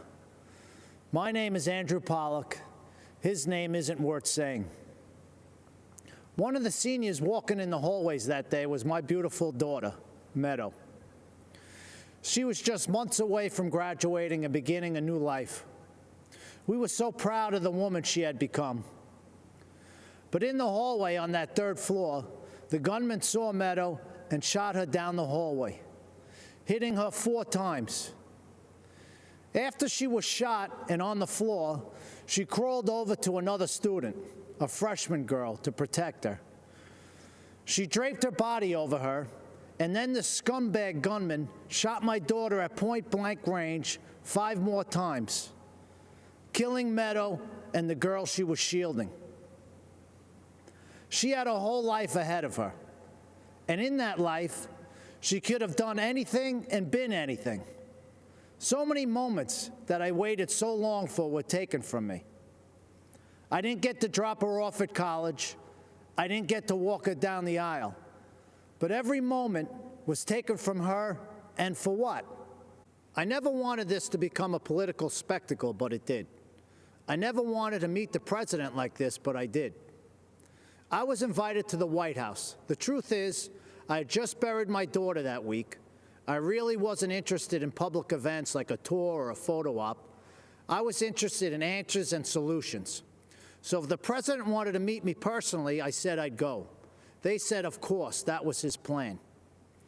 At the White House, my family and I sat with the president in the Oval Office and told him about Meadow. I told him what we knew. I told him that his administration needed to take a closer look at what went wrong and why. And I got to see who President Trump really is. He's a good man and a great listener, and he cuts through the BS. Then the president did what he said he would do. He took action. He formed a school safety commission that issued dozens of recommendations to make schools safer. But I'll bet you never heard about that. Instead, the media turned my daughter's murder into a coordinated attack on President Trump, Republicans, and our Second Amendment. In fact, when President Trump asked me and other parents of children that were murdered in school shootings to join him as he announced the commission's findings, the media's first question wasn't about protecting kids. Shockingly, they asked about the government shutdown. President Trump turned to me appalled and said, "Andy, can you believe these people? We're trying to talk about school safety, and this is what they do." But I could believe it. After my daughter's murder, the media didn't seem interested in the facts, so I found them myself. I learned that gun control laws didn't fail my daughter. People did. The gunman had threatened to kill his classmates before. He had threatened to rape them. He had threatened to shoot up the school. Every red flag you could imagine. But the school didn't just miss these red flags. They knowingly ignored them. Far-left Democrats in our school district made this shooting possible because they implemented something they called restorative justice. This policy, which really just blames teachers for students' failures, puts kids and teachers at risk and makes shootings more likely. But it was billed as a pioneering approach to discipline and safety. I was just fine with the old approach to discipline and safety. It was called discipline and safety. But the Obama-Biden administration took Parkland's bad policies and forced them into schools across America. When President Trump rescinded Obama's guidance on restorative justice policies, he put an end to that. And that meant the world to me.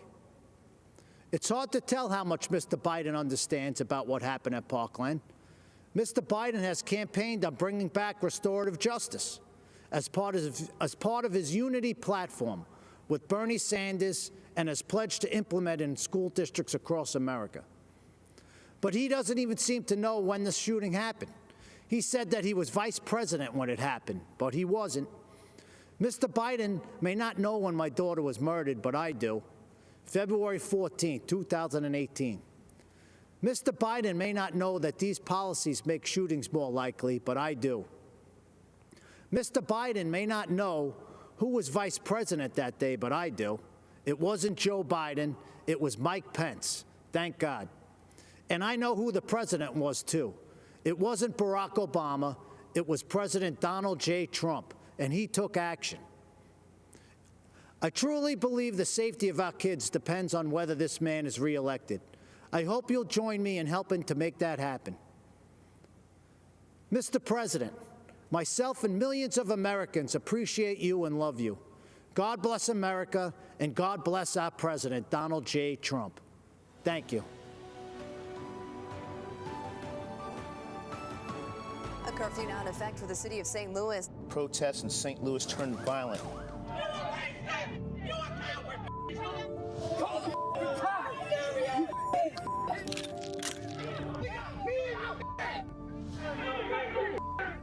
Mark McCloskey says he and his family have been threatened with violence. Under Missouri law, you have a right to defend your home and the lives of your family. A search warrant has been executed at the home of Mark and Patricia McCloskey. The husband and wife attorneys charged with pointing guns at protesters. They were simply trying to protect their home. Good evening, America. We are Mark and Patty McCloskey. We're speaking to you tonight from St. Louis, Missouri, where just weeks ago you may have seen us defending our home as a mob of protesters descended on our neighborhood. America is such a great country that not only do you have the right to own a gun and use it to defend yourself, but thousands of Americans will offer you free advice on how to use it. At least that's what we experienced. What you saw happen to us could just as easily happen to any of you who are watching from quiet neighborhoods around our country. And that's what we want to speak to you about tonight. That's exactly right. Whether it's the defunding of police, ending cash bail so criminals can be released back out on the streets the same day to riot again, or encouraging anarchy and chaos on our streets, it seems as if the Democrats no longer view the government's job as protecting honest citizens from criminals, but rather protecting criminals from honest citizens. Not a single person in the out-of-control mob you saw at our house was charged with a crime. But you know who was? We were. They've actually charged us with felonies for daring to defend our home. On top of that, consider this. The Marxist liberal activist leading the mob to our neighborhood stood outside our home with a bullhorn screaming, "You can't stop the revolution." Just weeks later, that same Marxist activist won the Democrat nomination to hold a seat in the U.S. House of Representatives. In the city of St. Louis, that's the same as winning the general election. That Marxist revolutionary is now going to be the Congresswoman from the 1st District of Missouri. These radicals are not content with marching in the streets. They want to walk the halls of Congress. They want to take over. They want power. This is Joe Biden's party. These are the people who will be in charge of your future and the future of your children. They're not satisfied with spreading the chaos and violence into our communities. They want to abolish the suburbs altogether by ending single-family home zoning. This forced rezoning would bring crime, lawlessness, and low-quality apartments into now thriving suburban neighborhoods. President Trump smartly ended this government overreach, but Joe Biden wants to bring it back. These are the policies that are coming to a neighborhood near you. So make no mistake, no matter where you live, your family will not be safe in the radical Democrats' America. At this moment in history, if you stand up for yourself and for the values our country was founded on, the mob, spurred on by their allies in the media, will try to destroy you. You've seen us on your TV screens and Twitter feeds. You know that we're not the kind of people who back down. Thankfully, neither is Donald Trump. President Trump will defend the God-given right of every American to protect their homes and their families.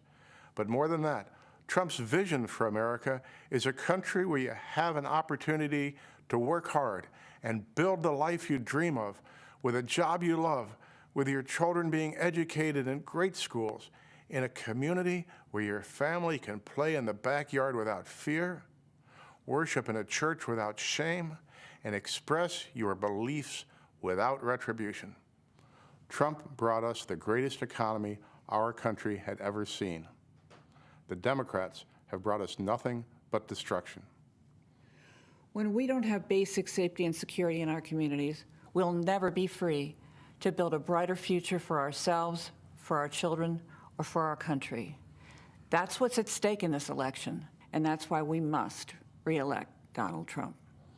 God bless you, God bless the President, and God bless the United States.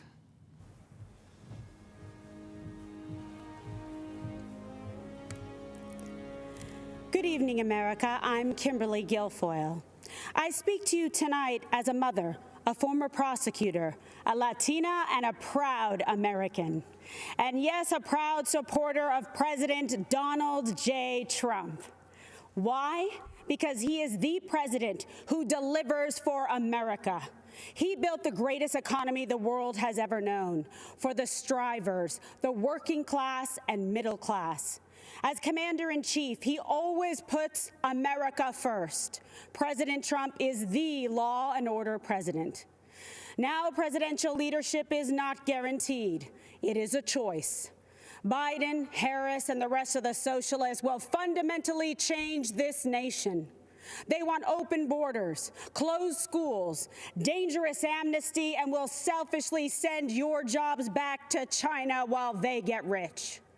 They will defund, dismantle, and destroy America's law enforcement. When you are in trouble and need police, don't count on the Democrats. As a first-generation American, I know how dangerous their socialist agenda is. My mother, Mercedes, was a special education teacher from Aguadilla, Puerto Rico. My father, also an immigrant, came to this nation in pursuit of the American dream. Now, I consider it my duty to fight to protect that dream. Rioters must not be allowed to destroy our cities. Human sex drug traffickers should not be allowed to cross our border. The same socialist policies which destroyed places like Cuba and Venezuela must not take root in our cities and our schools. If you want to see the socialist Biden-Harris future for our country, just take a look at California. It is a place of immense wealth, immeasurable innovation, and immaculate environment.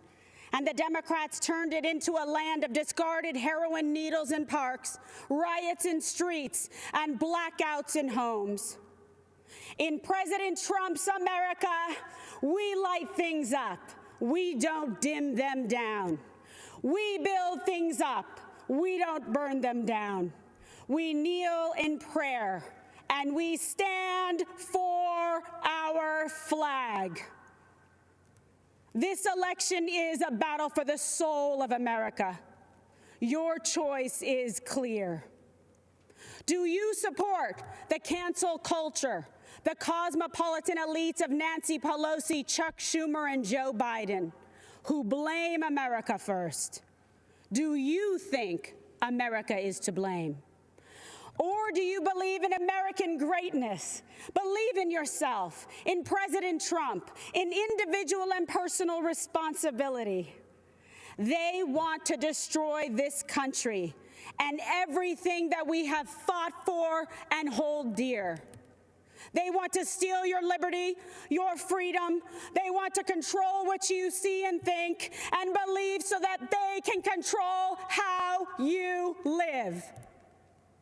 They want to enslave you to the weak, dependent, liberal, victim ideology to the point that you will not recognize this country or yourself.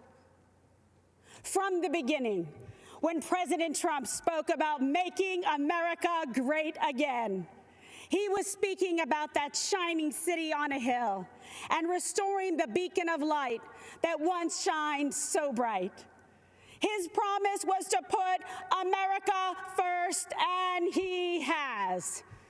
When President Trump cut middle-class taxes, putting tens of thousands of dollars back in the pockets of working-class Americans, that beacon began to flicker once again.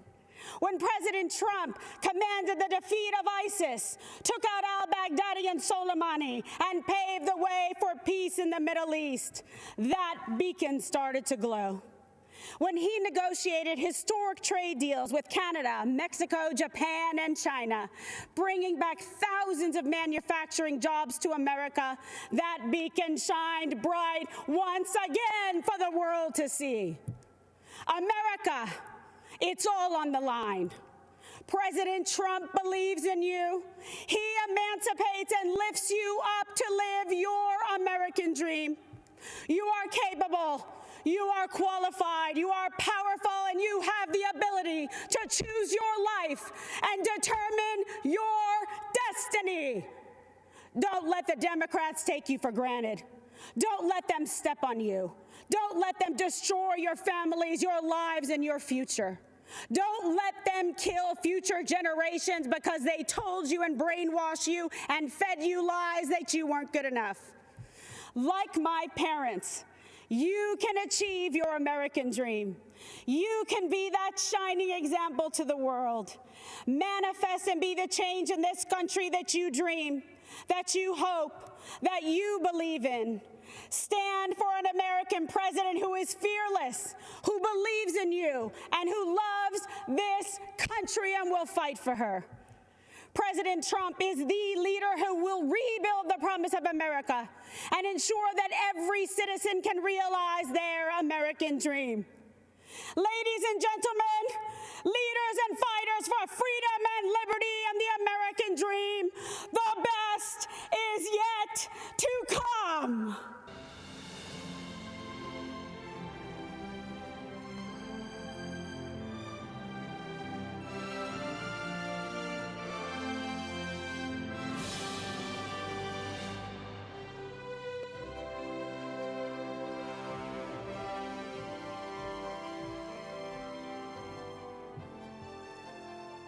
I'm Congressman Steve Scalise. We're facing some tough challenges in America.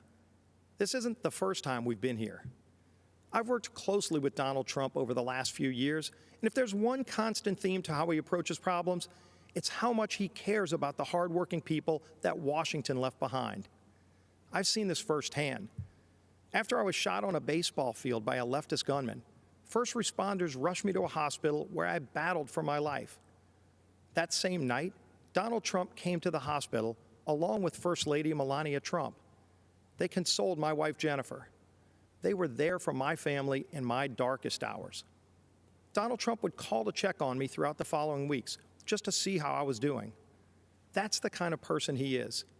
That's the side of Donald Trump that the media will never show you. Look, there's a lot at stake. This is an election between a party that wants to burn down the foundations of our country to the ground and a party that wants to rebuild and protect our great nation. The left wants to defund the police. This is personal to me. I wouldn't be here without the bravery and heroism of the men and women in law enforcement who saved my life. President Trump stands with those brave men and women. Joe Biden has embraced the left's insane mission to defund them. There won't be an America to leave to our children and grandchildren without those brave law enforcement officers and first responders. Joe Biden's made a career in Washington for 47 years, promising things he's never delivered. In just 3 short years, President Trump has delivered huge wins for American families. While Joe Biden made hollow promises when he chaired the Senate Judiciary Committee, Donald Trump took action and delivered criminal justice reform. Joe Biden claims to care about the working man, but millions of good manufacturing jobs were shipped overseas during the Obama-Biden years to countries like China. Donald Trump brought those jobs back. I've seen how deeply President Trump cares about rebuilding our evaporating middle class. President Trump pledged to give the forgotten men and women of America a real shot at the American dream. And again, he delivered.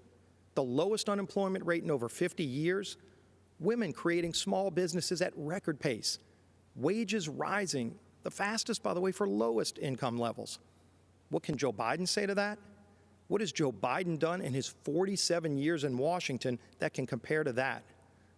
President Trump has delivered for the hardworking people of this great nation.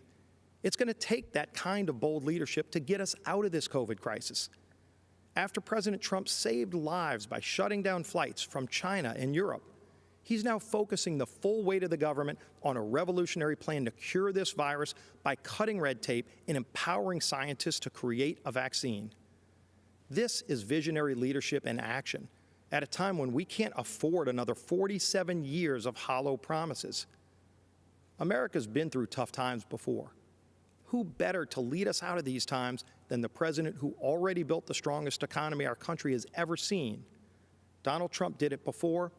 Donald Trump will deliver for us again. God bless you, and God bless these United States of America.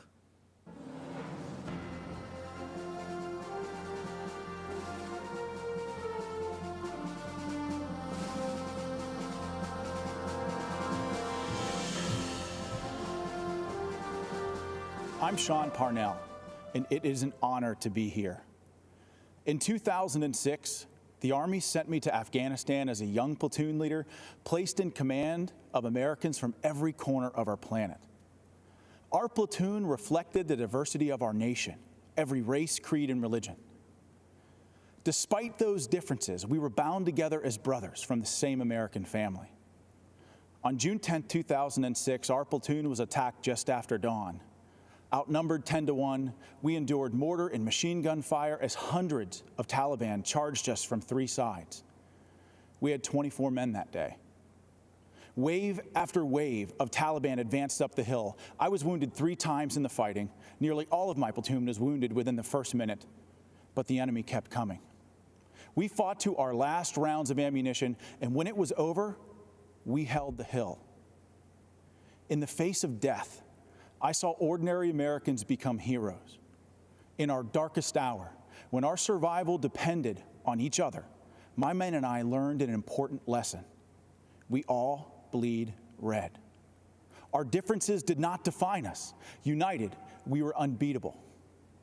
After 485 days of combat, I came home eager to enjoy the freedoms I risked my life to defend. But I watched with alarm as the party of my grandfather, a lifelong Union Democrat, turned against the very people it professed to represent. I watched as Joe Biden spit venom at an auto worker who dared to question Joe's intent to dismantle the Second Amendment and take your guns. Where Democrats once stood for hard-working, law-abiding Americans who displayed our flag with pride, this new Democrat Party considers these people uneducated racists clinging to guns and Bibles. The party of Harry Truman became the party of hedge fund managers, Hollywood celebrities, tech moguls, and university professors, all bloated with contempt for middle America. I look across the aisle and I do not see a party that wants you to pursue your dreams. I see a Democrat Party that wants to dictate what those dreams are. I don't see a party that wants you to be free. I see a party that wants to chain you to conformity and will destroy anyone they deem a heretic. I swore an oath to defend my country and its Constitution. President Trump has sworn to do the same. That's why he's advanced freedom, despite savage political attacks, to overcome the agenda of the radical left. President Trump has unleashed the economic might of this nation like no other president in our history. He triggered the rising tide of working families, brought us energy independence, reclaimed jobs from overseas that, Democrats said would never return. He has fiercely defended the besieged First and Second Amendments. That is just a start. With 4 more years, imagine what we can achieve by simply working with our president. I believe in our president's vision for the future. I stand here tonight calling on all Americans to join us. It doesn't matter what you look like, who you love, how you worship your gender or your job. If you're a traditional Democrat who's become disillusioned with how radical your party has become, then stand with us. You are most welcome. America needs all her patriots to rush to her defense. My fellow Americans, I promise you this. In our tent, you are free. free to speak the truth, choose your journey, define your life. You have the power to go as far as you aim, then aim higher and keep going, because that is what Americans do. We are idealists and dreamers, lovers of adventure. We're rugged and independent. We don't make excuses. We make the impossible a reality. Think about it. In a century, we went from ground-bound dreamers gazing to the stars to doers who created the means to reach them. This is not the time to stand on the sidelines. If you love our country as we do, as our president does, join the chorus of patriot voices that will preserve this exceptional union. Mr. President, lead the way. Millions in our American family believe in this path to destiny. Guide us to that horizon. Thank you, and may God bless the United States of America.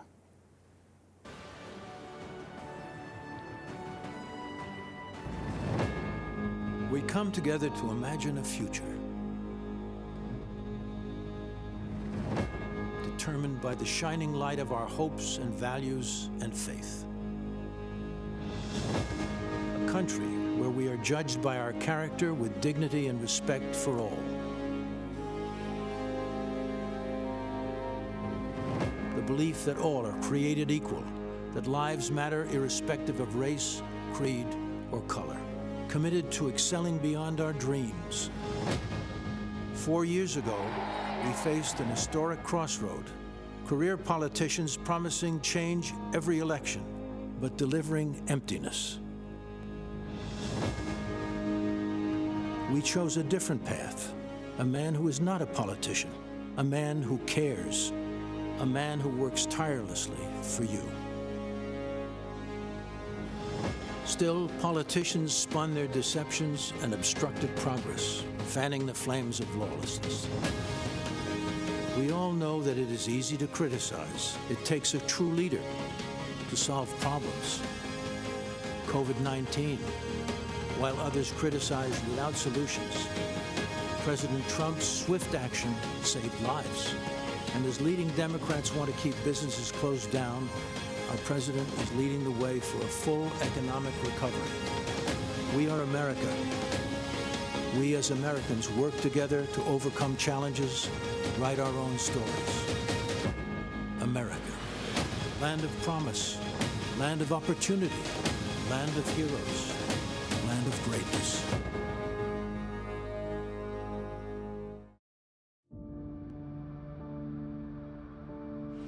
I thought I had been forgotten. I nearly gave up hope. I was so afraid. I believed I would die here. American hostages, forgotten and wasting away in far-off prisons, wrongfully detained by foreign governments. Americans were beaten, abused, starved, and left for dead. Until President Donald Trump stepped in. The 3 American hostages finally back on U.S. soil after being held captive in North Korea. We're following some breaking news in Turkey, where an American pastor, Andrew Brunson, has been released. An American jailed in Egypt is back in the U.S. this morning after an intervention by the Trump administration. A tough and skilled negotiator, President Trump successfully won the release of detainees and prisoners, among the most of any president in American history. While families waited in despair for news of their loved ones, President Trump provided a new spark of hope by bringing our hostages home. We have Danny Birch back home, where he should be. He was in Yemen in a very horrible situation. Yesterday, the United States government secured the release of Caitlin Coleman, Joshua Boyle, and their 3 children. Today, we are bringing home another American citizen. We just had news that Turkey released a prisoner that we were trying to get to the United States. Under this administration, America has not and will not turn its back on our people. President Trump will bring them home.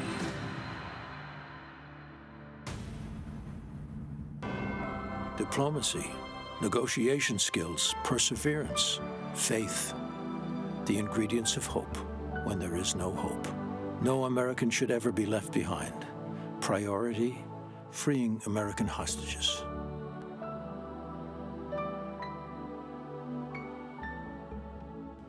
We have 6 incredible people who were held hostage by various countries, and I'm very pleased to let everybody know that we brought back over 50 hostages from 22 different countries. We worked very hard on it, Ambassador O'Brien and others, and I will tell you, we're very proud of the job we did. But I'd like to ask maybe Pastor Brunson to say a few words, so we can go through and just give us a little history of what happened and how is life treating you. I was held in Turkey for 2 years, and you took unprecedented steps, actually, to secure my release, and your administration really fought for me. And I think if you hadn't done that, I may still be in Turkey.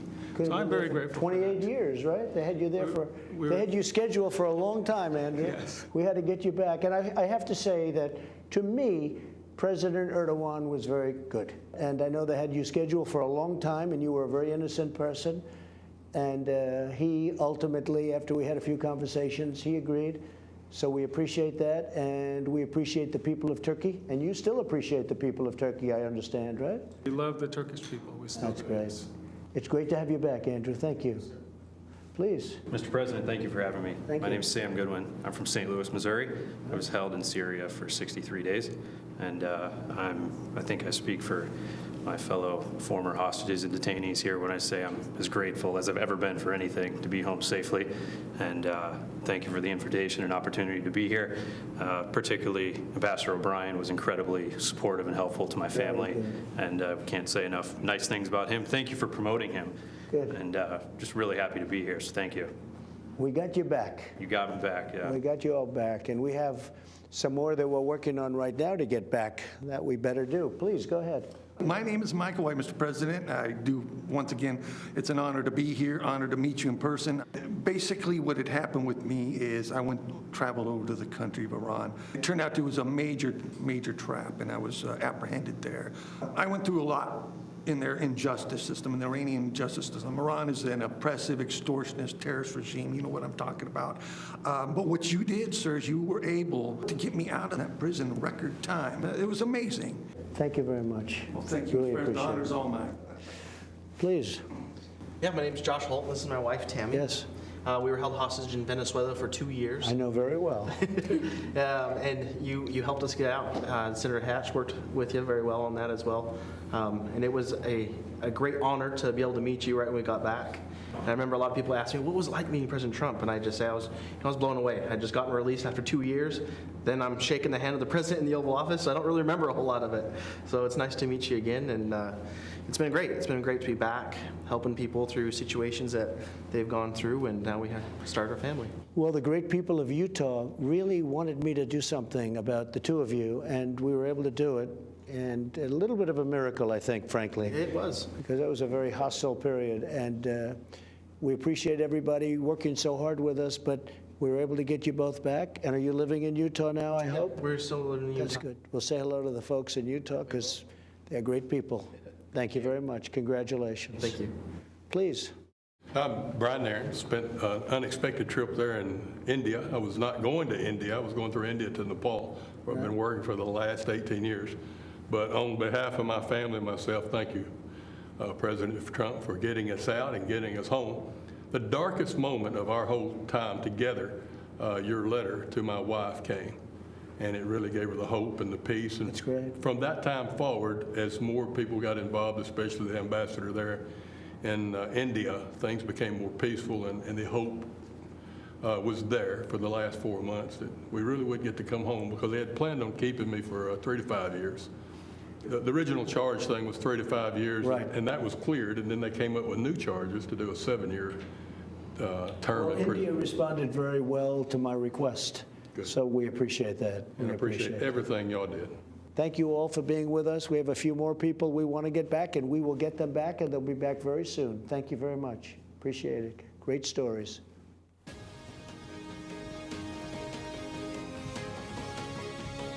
Hello, my name is Maximo Alvarez.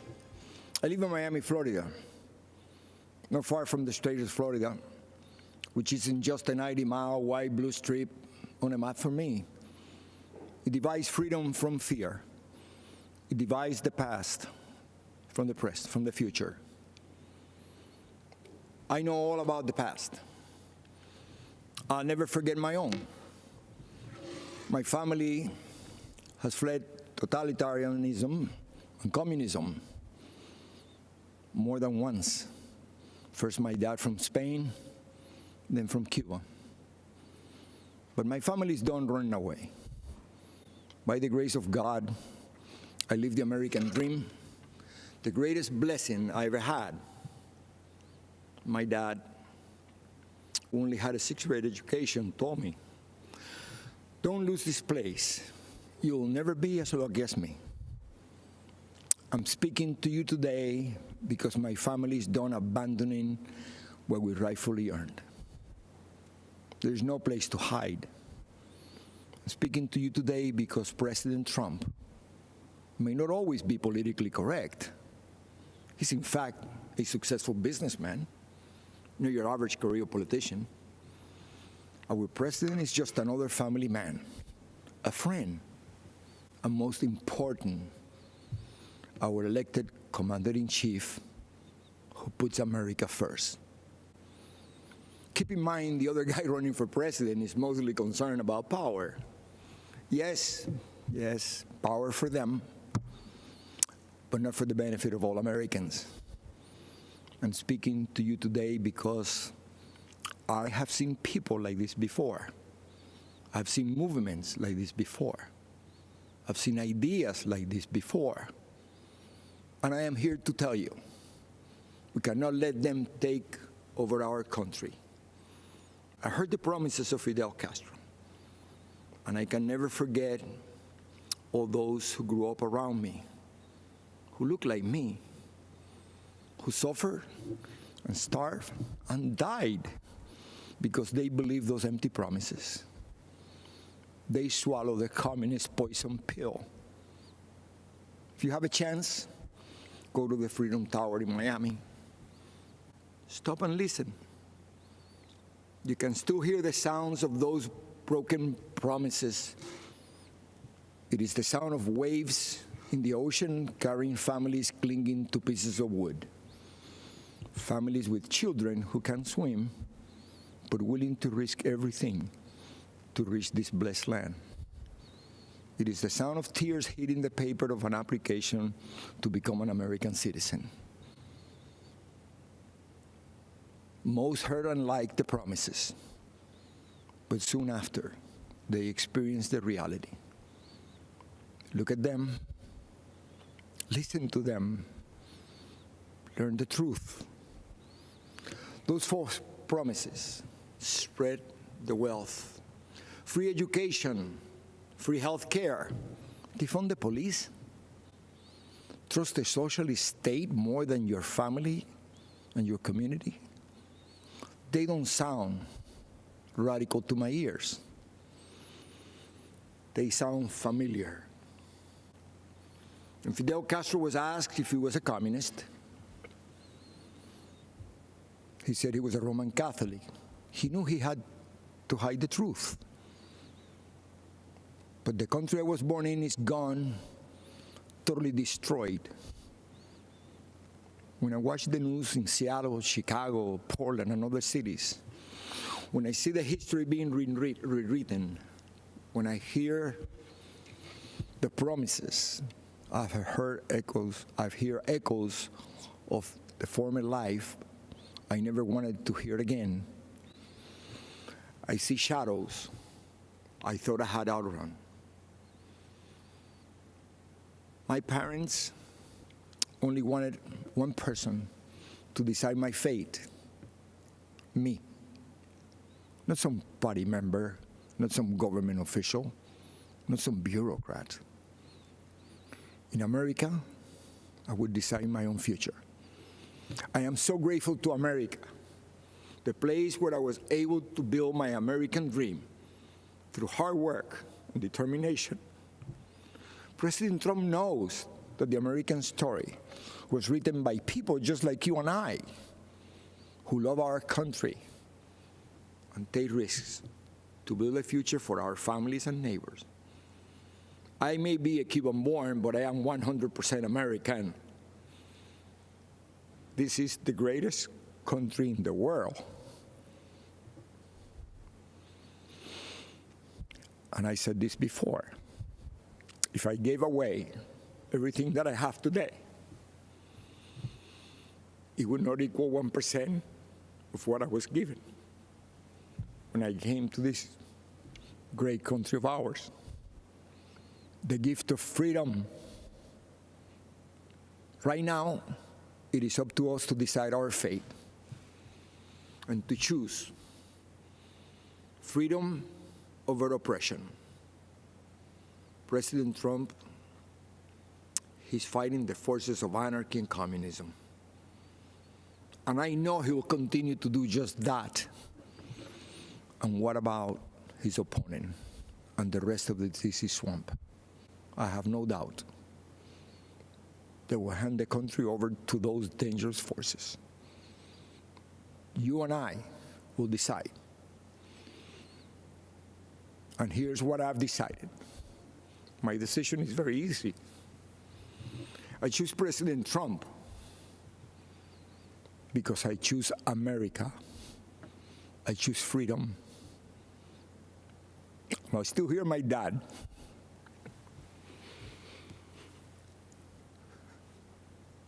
There is no other place to go. Thank you, and may the good Lord bless America.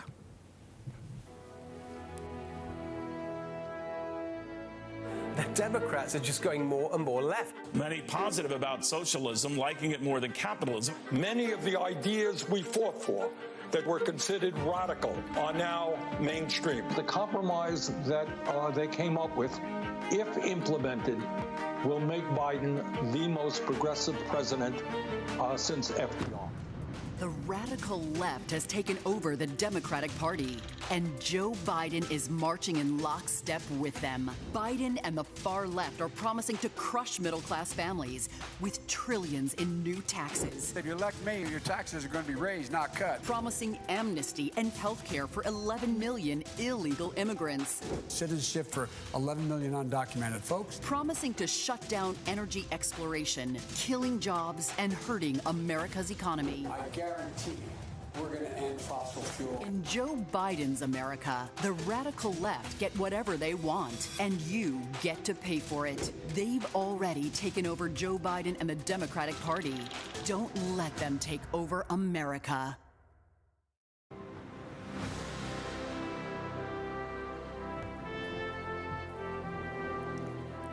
Good evening. I'm Nikki Haley, and it's great to be back at the Republican National Convention. I'll start with a little story. It's about an American ambassador to the United Nations, and it's about a speech she gave to this convention. She called for the re-election of the Republican president she served, and she called out his Democratic opponent, a former vice president from a failed administration. That ambassador said, and I quote, "Democrats always blame America first." The year was 1984. The president was Ronald Reagan, and Ambassador Jeane Kirkpatrick's words are just as true today. Joe Biden and the Democrats are still blaming America first. Donald Trump has always put America first, and he has earned 4 more years as president. It was an honor of a lifetime to serve as the United States ambassador to the United Nations. Now, the UN is not for the faint of heart. It's a place where dictators, murderers, and thieves denounce America and then put their hands out and demand that we pay their bills. Well, President Trump put an end to all of that. With his leadership, we did what Barack Obama and Joe Biden refused to do. We stood up for America, and we stood against our enemies. Obama and Biden let North Korea threaten America. President Trump rejected that weakness, and we passed the toughest sanctions on North Korea in history. Obama and Biden let Iran get away with murder, and literally sent them a plane full of cash.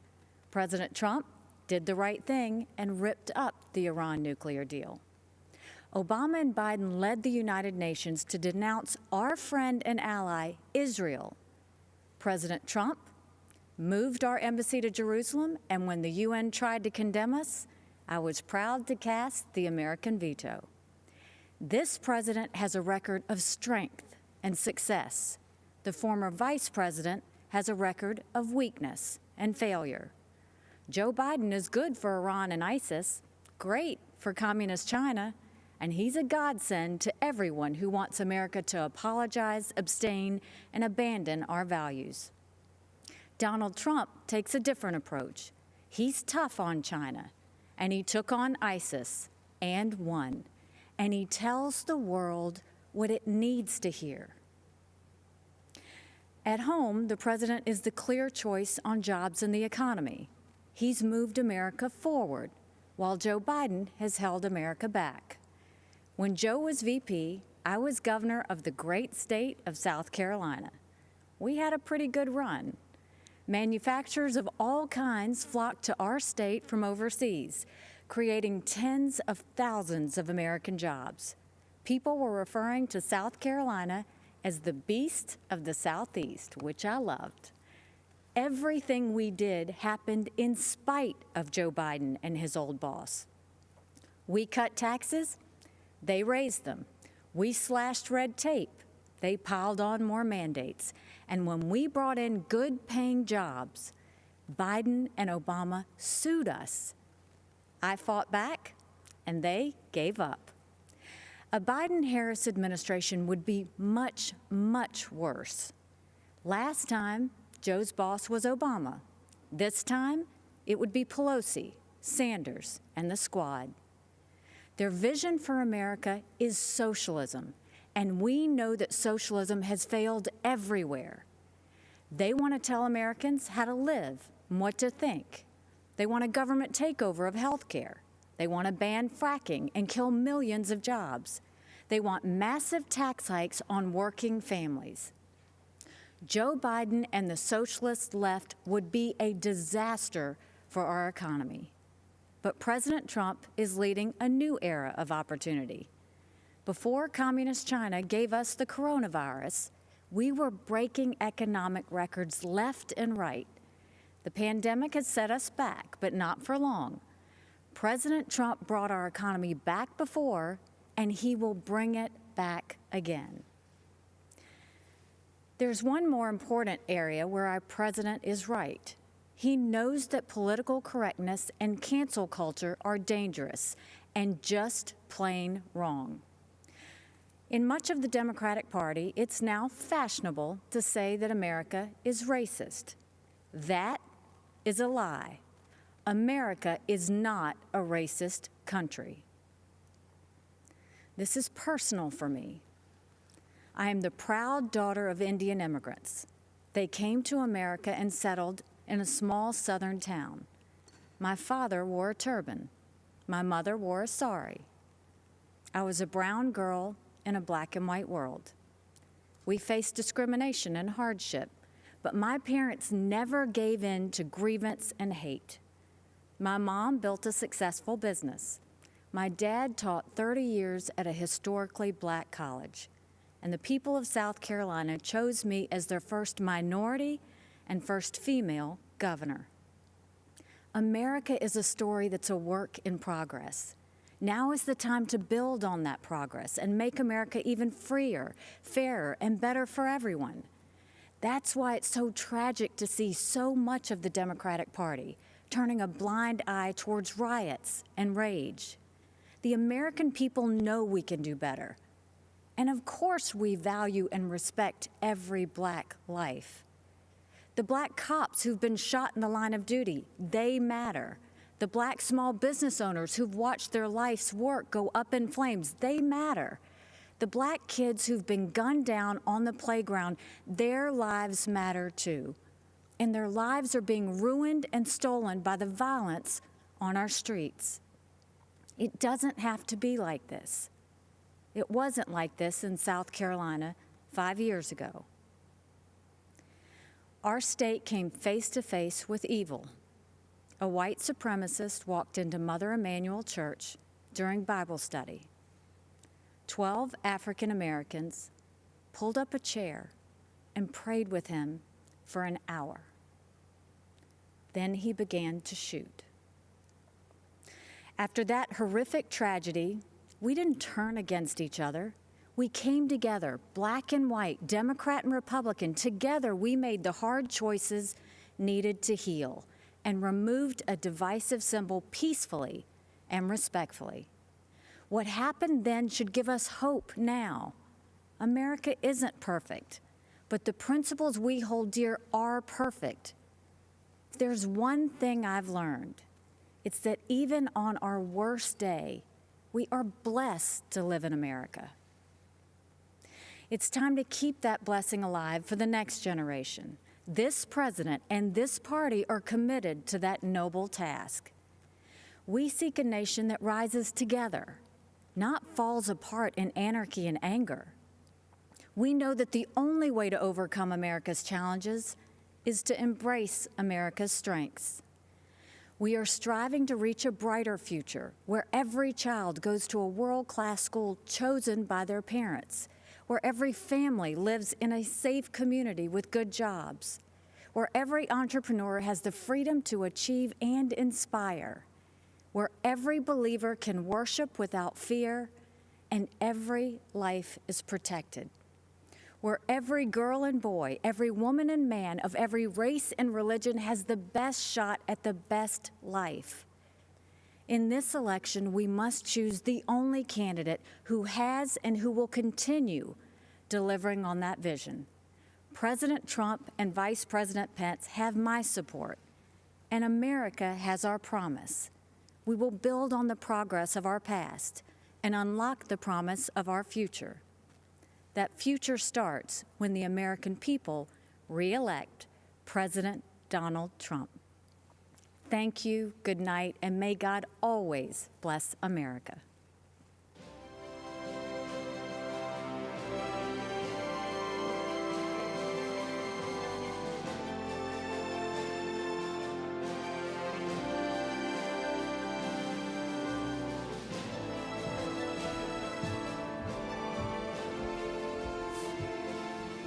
Good evening, America. I'm Donald Trump Jr. We're here tonight to talk about the great American story, to talk about this country we all love, this land of promise and opportunity, of heroes and greatness. Just a few short months ago, we were seeing the American dream become a reality for more of our citizens than ever before. The greatest prolonged economic expansion in American history, the lowest unemployment rate in nearly 50 years, the lowest unemployment rates ever for Black Americans, Hispanic Americans, women, and pretty much every other demographic group. And then, courtesy of the Chinese Communist Party, the virus struck. The president quickly took action and shut down travel from China. Joe Biden and his Democrat allies called my father a racist and a xenophobe for doing it. They put political correctness ahead of the safety and security of the American people. Fortunately, as the virus began to spread, the president acted quickly and ensured ventilators got to hospitals that needed them most. He delivered PPE to our brave frontline workers, and he rallied the mighty American private sector to tackle this new challenge. There's more work to do, but there is a light at the end of the tunnel. Job gains are outpacing what the so-called experts expected. But Biden's radical left-wing policies would stop our economic recovery cold. He's already talking about shutting the country down again. It's madness. Democrats claim to be for workers, but they've spent the entire pandemic trying to sneak a tax break for millionaires in Democrat states into the COVID relief bill. Then they attacked my father for suspending the payroll tax for middle-class workers. In fact, if you think about it, Joe Biden's entire economic platform seems designed to crush the working man and woman. He supported the worst trade deals in the history of the planet. He voted for the NAFTA nightmare. Down the tubes went our auto industry. He pushed for TPP. Goodbye, manufacturing jobs. Beijing Biden is so weak on China that the intelligence community recently assessed that the Chinese Communist Party favors Biden. They know he'll weaken us both economically and on a world stage. Biden also wants to bring in more illegal immigrants to take jobs from American citizens. His open border policies would drive wages down for Americans at a time when low-income workers were getting real wage increases for the first time in modern history. He's pledged to repeal the Trump tax cuts, which were the biggest in our country. After 8 years of Obama and Biden's slow growth, Trump's policies have been like rocket fuel to the economy, and especially to the middle class. Biden has promised to take that money back out of your pocket and keep it in the swamp. That makes sense, though, considering Joe Biden is basically the Loch Ness Monster of the swamp.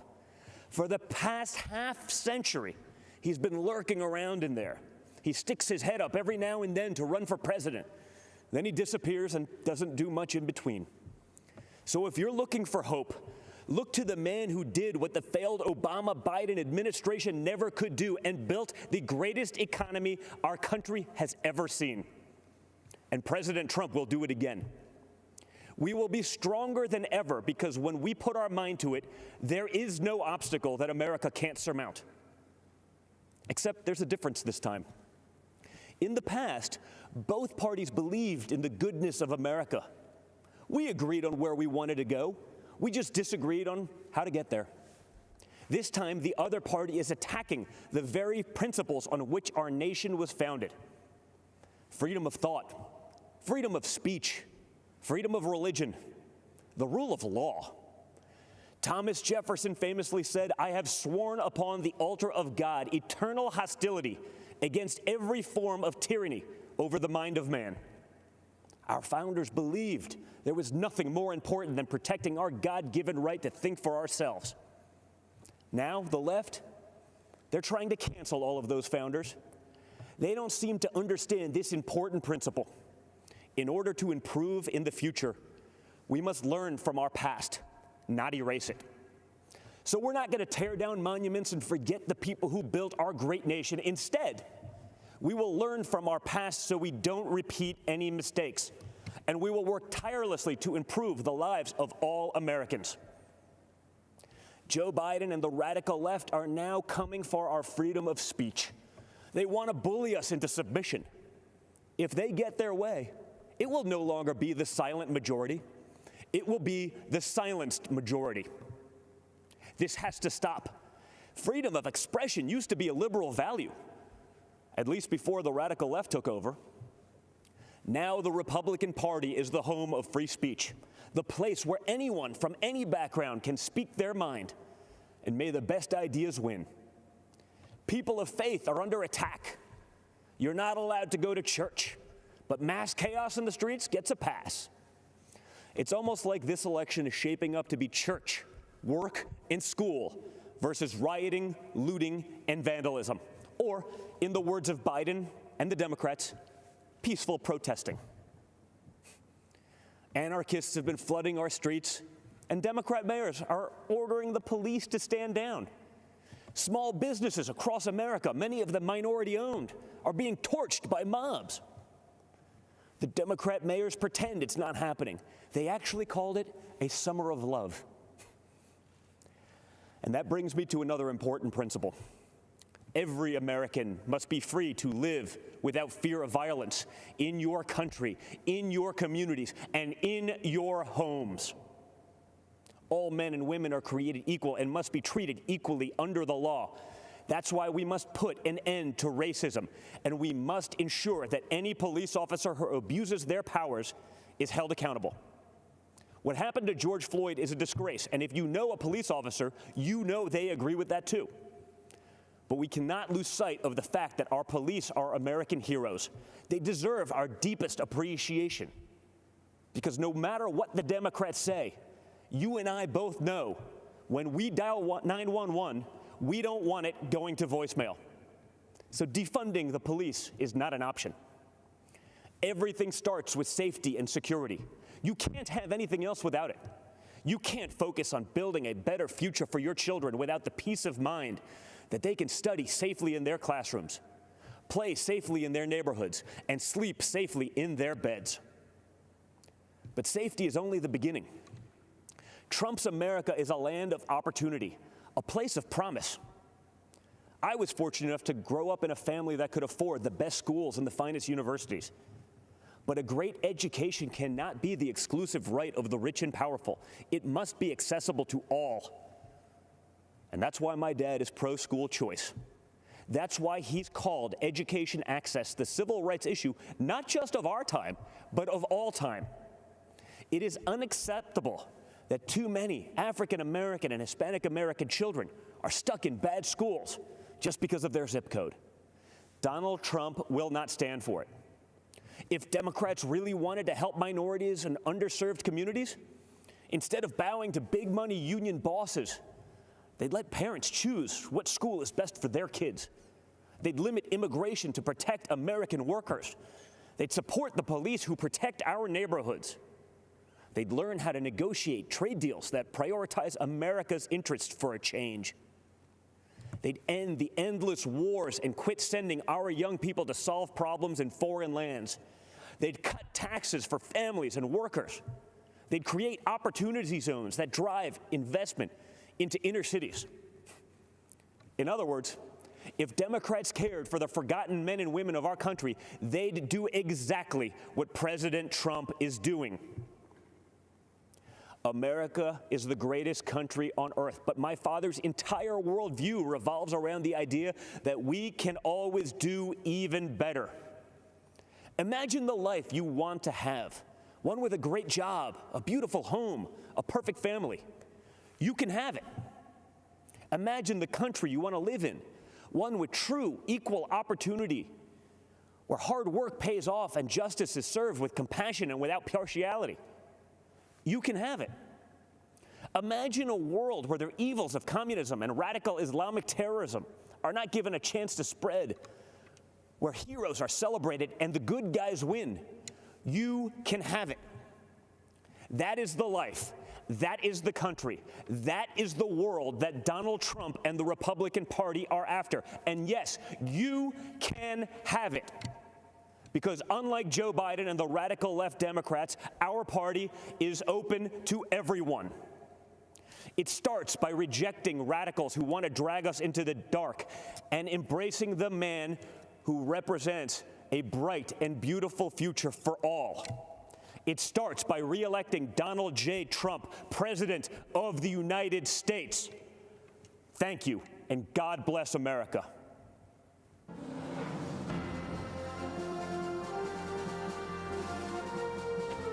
I'm Catalina Lauf. I work in the political space. And I'm Madeline Lauf, and I'm the founder of Begin Health, a children's nutritional company. We grew up in a really small town outside of Chicago. Our mom's from Guatemala. Our dad's a small business owner from Chicago, and so we brought two different cultures together to create us. A little bit of crazy and a little bit of fun, I guess. They taught us the values of hard work, liberty, to love this country unapologetically. Our dad is a beekeeper and just had so many different things out in the countryside, and it was just such a sweet, We grew up selling honey at farmers markets, so my line was, have you ever been stung by a bee? But really, it was teaching us, again, entrepreneurship, small business, self-reliance, and that we're the ones that need to put in the hard work to get what we want. You know, my mother, being from Guatemala, escaping what she had there, growing up in poverty, and coming here to the United States, being able to fulfill her destiny and be somebody that she couldn't there in her home country. And they really instilled in us the sense of purpose, but also self-accountability, and that we had to strive to do the things that we wanted, and it was up to us to make those things happen. In America, there's no ceiling of opportunity. You know, you define your own destiny through personal responsibility, through hard work, through having a moral value system. That's the American dream, and President Trump's providing that for everybody. Look at my business, Begin Health. As a small startup that is growing and launching, We are constantly trying to innovate, and the big challenge that COVID brought that we just didn't see coming was that just almost everything kind of just shut down. And when you are a small startup and you have limited funding, and the funding is really only to kind of get you to that next milestone, we were really struggling. And so we were able to apply for a PPP loan, which really helped allow us to continue hiring and working and developing our products so that we could ultimately still launch. It's now more than ever so important to have a president and an administration that understands that small business is the backbone of our economy. Tax Cuts and Jobs Act was huge. Manufacturing, deregulation, fair trade.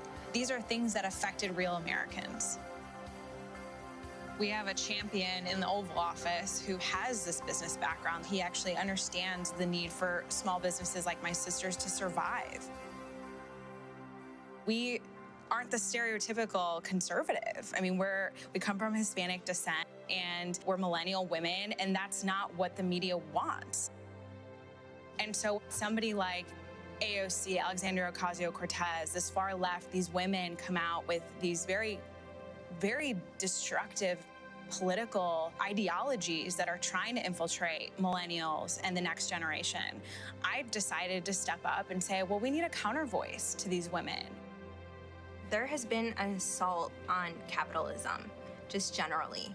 And I think it's very scary to imagine a Biden world where the progressive wing ideas are starting to take front and center stage. You know, that will really choke the American economy.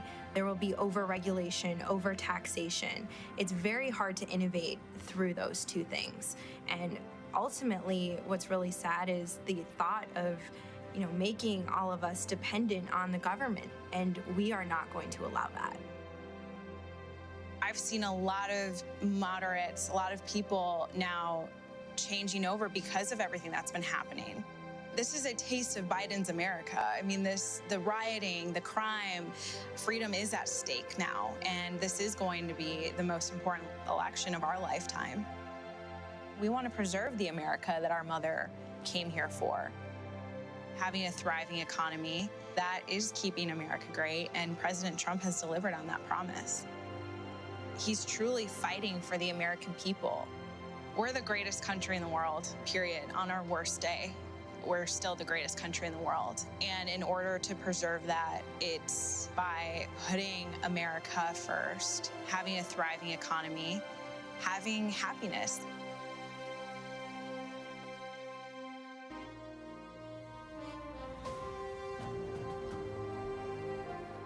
Good evening. I'm Senator Tim Scott from the great state of South Carolina. To all of you tuning in and participating in the political process, God bless you. This isn't how I pictured tonight, but our country is experiencing something none of us envisioned. From a global pandemic to the deaths of George Floyd and Breonna Taylor, 2020 has tested our nation in ways we haven't seen for decades.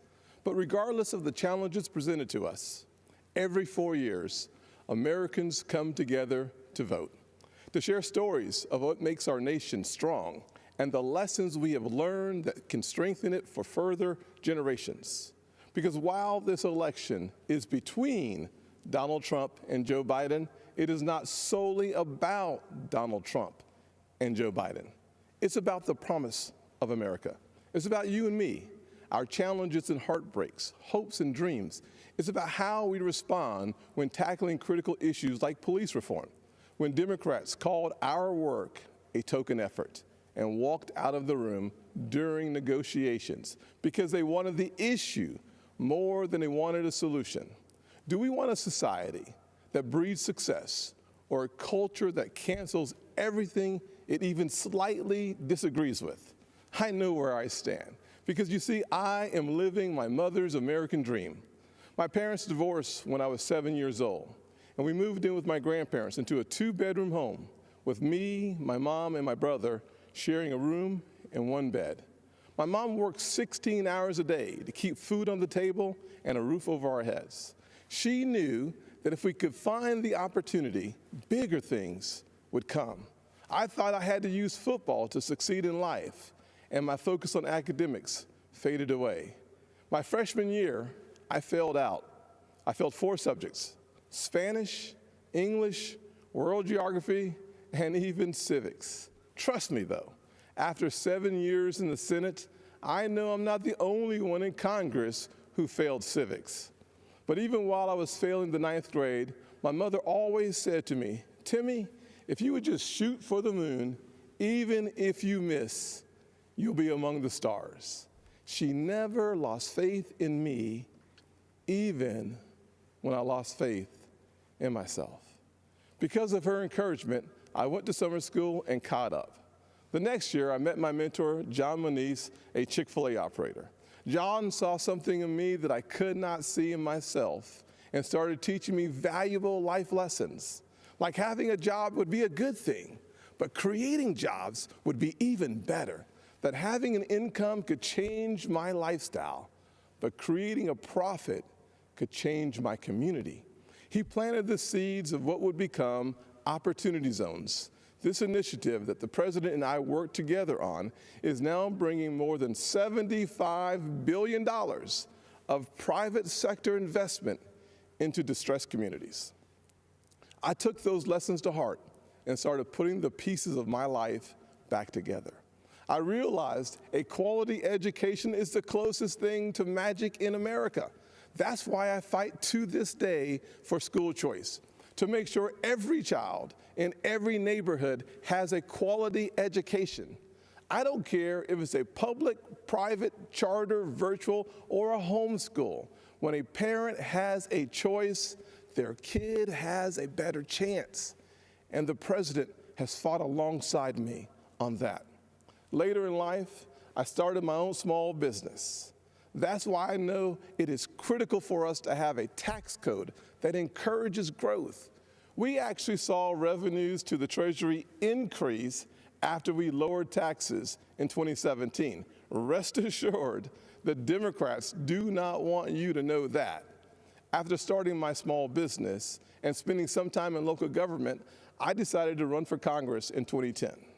The district is based in Charleston, South Carolina, where the Civil War started, against a son of our legendary Senator, Strom Thurmond. You may be asking yourself, how does a poor black kid from a single-parent household run and win in a race crowded with Republicans against a Thurmond? Because of the evolution of the Southern Heart. In an overwhelmingly white district, the voters judged me not on the color of my skin, but on the content of my character. We live in a world that only wants you to believe in the bad news, racially, economically, and culturally polarizing news. The truth is, our nation's arc always bends back towards fairness. We are not fully where we want to be, but I thank God Almighty, we are not where we used to be. We are always striving to be better. When we stumble, and we will, we pick ourselves back up and try again. We don't give in to cancel culture or the radical and factually baseless belief that things are worse today than in the 1860s or the 1960s. We have work to do, but I believe in the goodness of America, the promise that all men and all women are created equal. And if you're watching tonight, I'm betting you do too. Over the past 4 years, we have made tremendous progress towards that promise. President Trump built the most inclusive economy ever. 7 million jobs created pre-COVID-19, and 2/3 of them went to women, African Americans, and Hispanics. The first new major effort to tackle poverty in a generation, Opportunity Zones. We put hard-earned tax dollars back in people's pockets by cutting their taxes, especially for single-parent households like the one I grew up in, cutting single mothers' taxes 70% on average. President Trump supported these tax cuts for those single moms and other working families and signed these policies into law, and our nation is better off for it. So, I'm going to ask you, the American people, not to simply look at what the candidates say, but to look back at what they've done. This election is about your future, and it is critical to paint a full picture of the records of Donald Trump and Joe Biden. Joe Biden said if a black man didn't vote for him, he wasn't truly black. Joe Biden said black people are a monolithic community. It was Joe Biden who said poor kids can be just as smart as white kids. And while his words are one thing, his actions take it to a whole new level. In 1994, Biden led the charge on a crime bill that put millions of black Americans behind bars. President Trump's criminal justice reform law fixed many of the disparities Biden created and made our system more fair and just for all Americans. Joe Biden also failed our nation's historically black colleges and universities, heaping blame on them as they fought to ensure our young folks had access to higher education.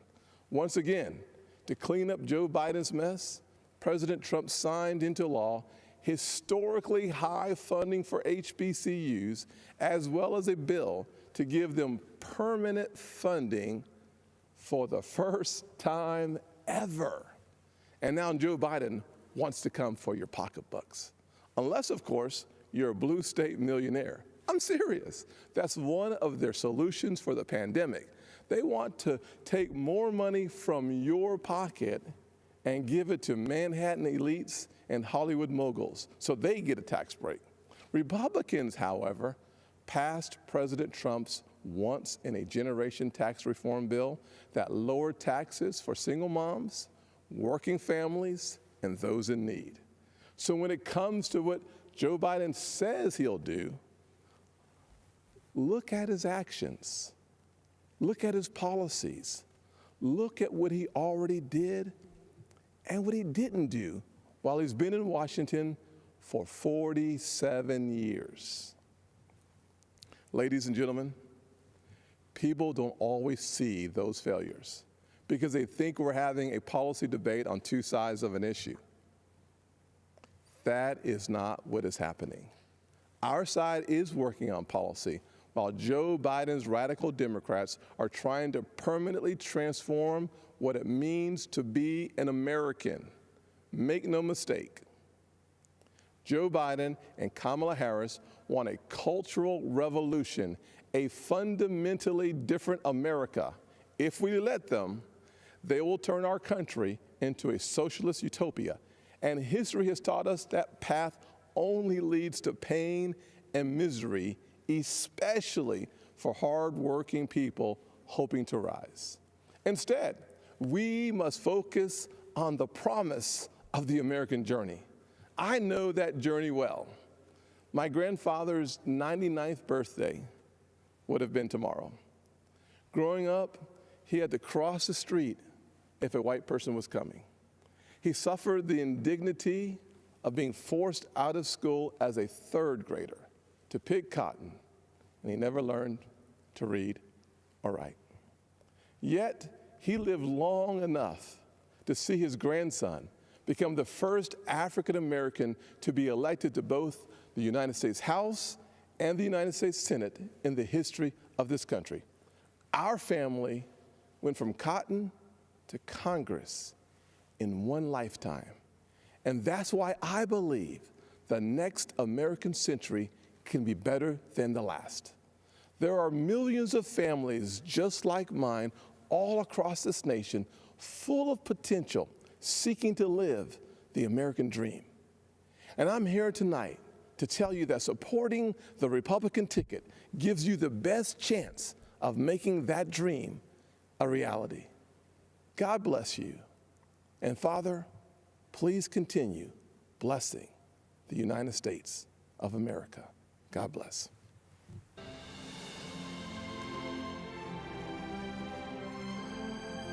There you have it, a feisty and combative kickoff from the party behind the President of the United States.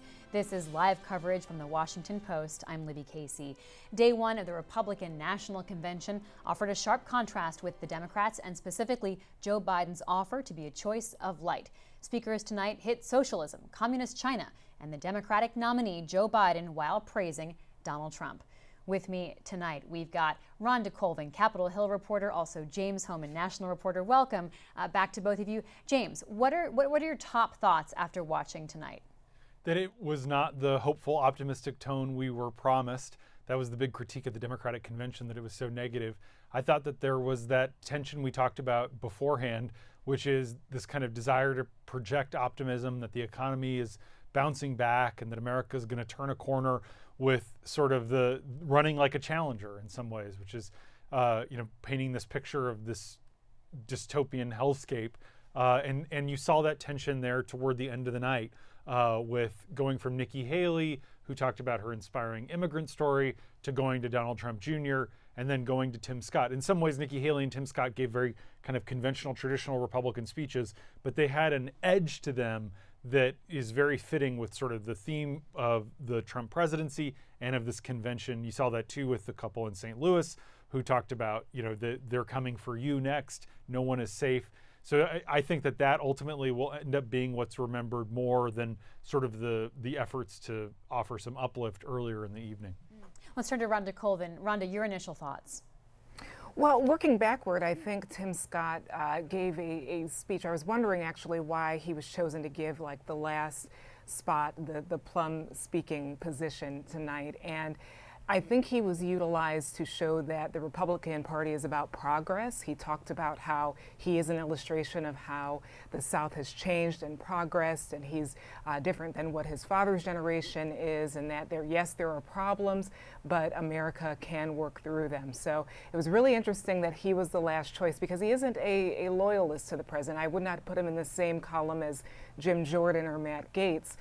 He was critical of the president earlier this summer when the president retweeted a photo of a Trump supporter in Florida saying white power. Tim Scott went on network TV and said that the president needs to take that down. So he was given that last position and sort of an appeal to Americans to say that, no, things aren't great, but they can be better. Look at me. I also think race was certainly a part of tonight's rundown. Nikki Haley discussed it. Vernon Johns, Herschel Walker said that he's hurt when he hears people talk about Donald Trump as a racist. So certainly that was addressing the criticisms that many have had about the Trump administration, as well as criticisms toward the Republican Party and to how they've handled some of the legislation on the Hill with police reform. So those were probably two of my top takeaways. Great, thanks so much, Rhonda. Let's go back to our colleague Joyce Koh, who's live outside the White House. Joyce, what stood out to you tonight? Well, Libby, Nikki Haley speaking tonight and really talking about her former position as a UN ambassador, starting off by comparing and contrasting the Obama-Biden administration's foreign policy with that of President Trump's, and she spoke to some of her experience at that level. But then she began talking about the current moment that we're in and defending President Trump. And I think one of the quotes that sticks out from her speech tonight is when she said that point blank, America is not a racist country. What's interesting about that is that she then went into a story of when she was a little girl in the deep south of South Carolina as an Indian American. She had parents that were Indian. She said her dad wore a turban, her mother wore a sari. This is something we've heard before. But she said that despite the discrimination that they faced, they went on to become successful in this country. Her dad going on to become a professor for 30 years at an HBCU, and her mother being an entrepreneur. So it's interesting that she said that America is not a racist country, but then sort of gave an example of the racism that she faced, her family faced, and saying that, she overcame that her family overcame that. She also talked about Black Lives Matter, and it was in the regard of saying that Black police matter and Black store clerks matter when rioting and looting happens. And she also gave an example of her own leadership through racial tension, talking about the Charleston massacre that happened in her state while she was the governor, and explaining how she worked with Republicans and Democrats to bring the state through a really tough time. And I was covering the South Carolina State House during that time, and it is true. She did work with Democrats and Republicans in both the House and the Senate to pass a bill to bring down the Confederate flag off of state House grounds there.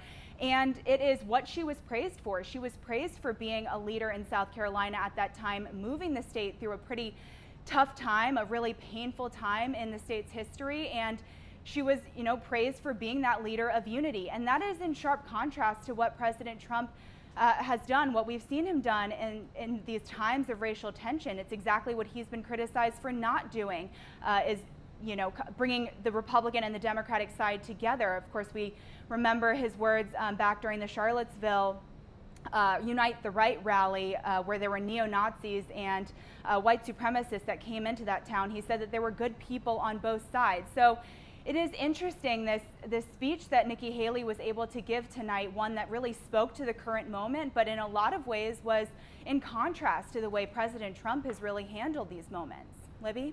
Joyce Koh, thank you so much.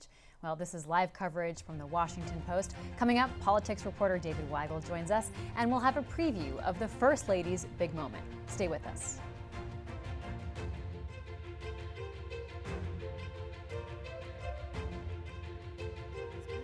Forward, we're changing the way things get done, like how we redefine collaboration and keep our customers happy.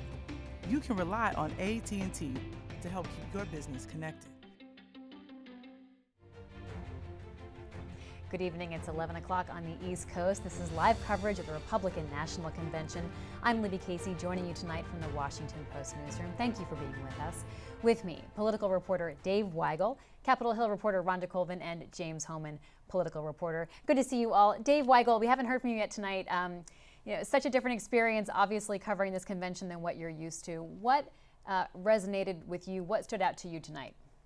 Well, there was an in-person part of the convention in Charlotte. That's where I just got back from. It followed the same themes you saw tonight, which was a lot of praise for the president, a lot of, frankly, kind of turning the clock back 6 months to say that he should be judged on what he was doing before the coronavirus, and then a lot of very dark warnings about Joe Biden that were more about members of the larger Democratic Party, about the left, than about Biden specifically. So what you heard from delegates in Charlotte as they nominated was the same thing, but even more specific. I mean, you had attacks on the DNC caucuses, the two of them that didn't mention under God and the pledge, and very specific warnings about what Democrats were really like. I think you saw it tonight. I mean, there was some stuff about Joe Biden here. I actually thought Pollock, the Parkland father, Andrew Pollock, I should say, mentioning that this Biden gaffe, which a lot of us and I will watch, of him saying he'd met with the Parkland kids when he might have meant families in Connecticut, Newtown, but he said Parkland kids. How he sounded confused. That was the first kind of sharp attack that mirrored what the Trump campaign's been somewhat effective with. A lot of the rest was, again, attacking people who are not Joe Biden and warning that he would enact their agenda if he wins, mixed with some of this stuff you saw from Tim Scott. So Joe Biden is both so weak that leftists are going to dismantle the police. Joe Biden is also the sponsor of the crime bill. They've really struggled to wind all that together, and I think you saw it in hours of programming today. Dave, you finally answered a question that we all had here of how could you be in two places at once? Because I thought you were in Charlotte earlier today. So, one thing that hasn't changed is that Dave Weigel somehow manages to get everywhere. So I'm glad that coronavirus hasn't stopped you from doing that. Dave, before we move on to other things, though, what else was it like there today? Were they taking precautions? Were they being careful because of COVID-19? I mean, this was such a different decision by Republicans to gather this morning, very different than what Democrats chose to do. Yeah, they were careful. There was a COVID test that everyone entering the space had to take. The really intense one, the one that goes back into your skull, and that was taken. And then entering the building required wearing a mask, getting a head thermometer. It was looser inside and in the convention space. Now, keep in mind, these are all people who just been tested. People were roaming a bit more freely. They weren't all observing the signs that warned don't get within 6 feet. Don't hug anybody, don't shake hands. I mean, I saw handshaking. When the president addressed the in-person convention this afternoon, people who'd been sitting far apart in chairs that were socially distanced kind of ran up to the front to get closer to him. But again, I didn't in that room feel it was unsafe. If everyone in America was taking a COVID test and then going about their business and quarantining if they were sick, we'd be in a different conversation right now. All right, Dave Weigel, thank you. Let's go back to James Hohman. James, Dave mentioned Andrew Pollack, father of a Parkland High School victim. He blamed Democrats and restorative justice for school shootings. And he really went specifically after how sort of criminal justice reform has, in his mind, caused schools to be more dangerous. Yeah, and it was quite a contrast to Fred Guttenberg, who announced Florida's delegates for Biden last week, who also lost a daughter the exact same age and has become a champion for gun control. You know, this is this has become a very potent issue. The politics have changed pretty dramatically, and it was striking. It was a moving speech. This is a man who lost his daughter, and it's very different than the way Republicans have talked about gun violence and gun control. By talking about restorative justice policy, as opposed to 4 years ago, where it was, don't take our guns, from our cold dead hands. You had NRA officials, including Wayne LaPierre, who's currently embattled, speaking during the convention. This was an incredibly sympathetic voice, kind of talking about it in a way that wasn't the way you normally hear Republicans talk about gun control. Rhonda Colvin, there was some sowing of fear in the messages tonight, specifically from Donald Trump Jr., but also from the couple that we've talked about who were sort of, demurely on the couch tonight, but were all famous to the rest of America when they were out toting guns as protesters walked by their house. Talk to us about the messages of fear and talking to Americans, who that might resonate with. That's right. A sense of fear politics certainly was on display during this last couple hours. The McCloskeys, they said things like, there will be anarchy in the streets, there is mob violence that could be coming your way if we don't have a President Trump again. There were many times that speakers talked about Democrats wanting to defund the police, and we have to remember these are very effective attempts and strategies at getting voters. Many politicians in history have won over tough on crime platforms, and this is something that will play very well in places that you see a lot of support for Trump, or even some support of Trump, if they are told that anarchy will be unleashed in the streets. So that was a message we heard from the McCloskeys. We also heard it from Kimberly Guilfoyle, the girlfriend of Don Jr., as well as a former Fox host. She's had a very emphatic speech, a very robust speech, and talked about that fear as well. So these are strategies that can really work in many places across America. I was just in Ohio, my home state, a few weeks ago, and there are many ads playing there in heavy rotation that are from the Trump campaign talking about these fear politics. We haven't talked much about Kimberly Guilfoyle. I'm glad you brought that speech up, Rhonda. James Hohmann, let's go to you on that. The social media was sort of lit up by how Kimberly Guilfoyle, by the end of her speech, was like shouting and yelling, but that garners her attention. It gets her a lot of play and conversation, and that is exactly what President Donald Trump likes. It's what he loves, and she is. There it definitely was a caffeinated speech. There was an intensity to it, and there definitely was, some kind of build up to applause lines. She's been a very active surrogate. She's on the campaign's payroll, and Don Jr.'s girlfriend. But she knows what she's doing. She knows she was creating viral moments. It was, very strategic to say the best is yet to come. Her ex-husband is California Governor Gavin Newsom, so she knew that by attacking California as a state and its leadership and talking about heroin needles everywhere, that she was creating a viral sensation that people will talk about tomorrow. That's very in keeping with her personality, and that's how she was as an anchor on Fox before she left to focus full-time on the Trump campaign. Dave Weigel, some of the themes that were repeated throughout tonight really do resonate with some Americans. And if you haven't heard some of these speakers talk before, if you haven't paid attention to what they were saying, you might have been surprised by the tone, some of the sort of fear-stoking that they were doing. I want you to talk to us about who the RNC is reaching out to. Who are they trying to motivate and activate right now?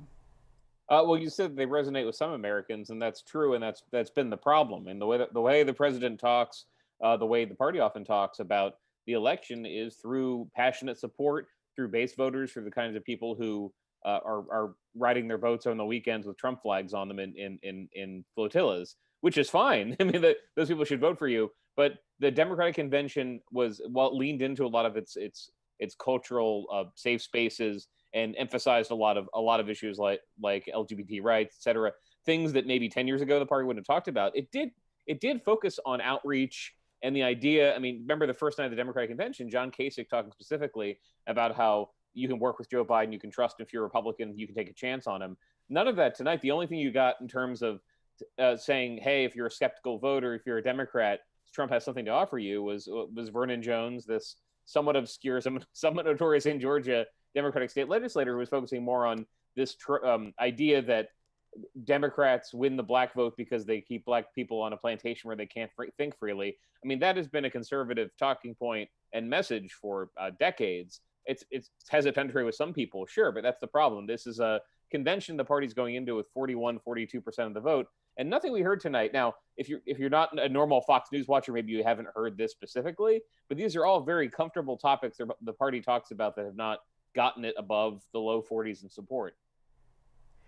Dave, you mentioned Vernon Jones. Can you tell us more about him if people hadn't heard of him before? Because that was the moment that Republicans are trying to sort of counter with. Here's a Democrat who supports President Trump.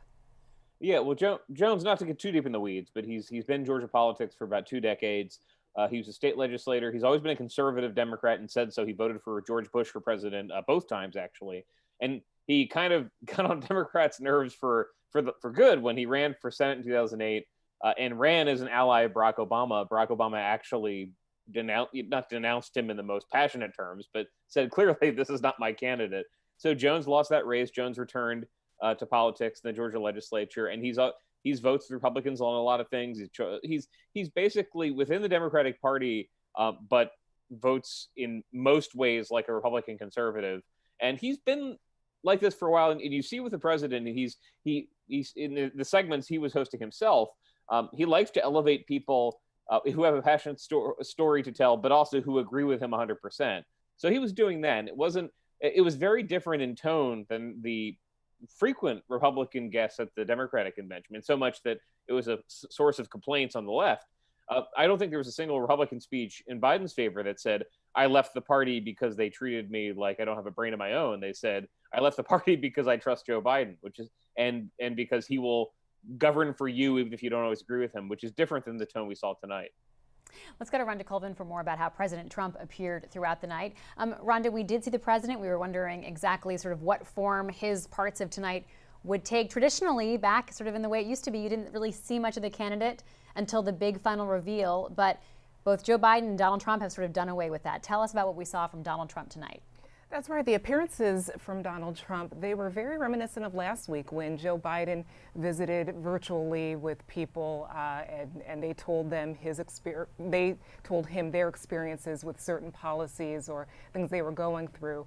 The times we saw President Trump tonight did stand out to me because I think that they were trying to address the character issue that Democrats last week were saying that Trump does not have the character or the temperament to be president. Joe Biden does. If you notice in the segments where Donald Trump was sitting with frontline workers, this was in the beginning of the program, he was very measured, he was very calm, he appeared caring, and this is not the brand we may know him as president or even before president when he was on The Apprentice. I don't know if there were many episodes where he came across that same way, but he was talking to frontline workers, a couple postal workers, a nurse, a woman who had survived COVID, and he was asking them about their situations, and it was definitely a different Donald Trump. And you saw it again later on in the program when he met with hostages who had been released under his administration. Again, the same tone where he was very measured. So I think that the RNC and Donald Trump were trying to come across tonight as a caring president and attack those criticisms from Democrats that he doesn't have the character. Rhonda, that's a great point. And they also had sort of testimonials by other people, including Congressman Steve Scalise and Congressman Jim Jordan, talking specifically about moments they felt that President Trump was being, to use the sort of Joe Biden word, empathetic. That's right. Jim Jordan, he was also very measured. He was not the Jim Jordan that I've seen in The Hill in these high-profile hearings. He talked about he lost a family member a few weeks back, and he was on the phone with the president, and the president told him his condolences, and then Jim Jordan passed the phone along to his relative who had lost his son. And he said that's a side of Donald Trump that people don't get to see, and that's why Jim Jordan and others are trying to get him reelected, because there is this softer side.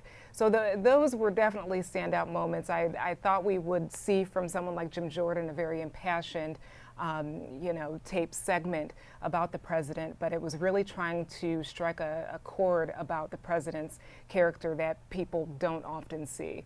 James, let's talk about that a little bit more, this idea of trying to paint President Trump as having a soft side and a caring side. The logic and strategy behind that, what are your thoughts? Yeah, it was funny. Sometimes it was very obvious what they were doing. You know, the word that comes up in focus groups, and this is based on my reporting, talking to Republican strategists, including some who are consulting with the Trump campaign, there is this sense that kind of Trump may be a good economic steward, he may be a good CEO, but he doesn't feel my pain, he doesn't care about people like me. And so that was one of the words you heard over and over again, which we also heard last week during the Democratic convention, was the president cares. He cares about you, he cares about me, he cared during my hour of need, he cares about African Americans. That was a word that came up over and over again, and it's them trying to deal with what their polls and focus groups show is a real liability for the president.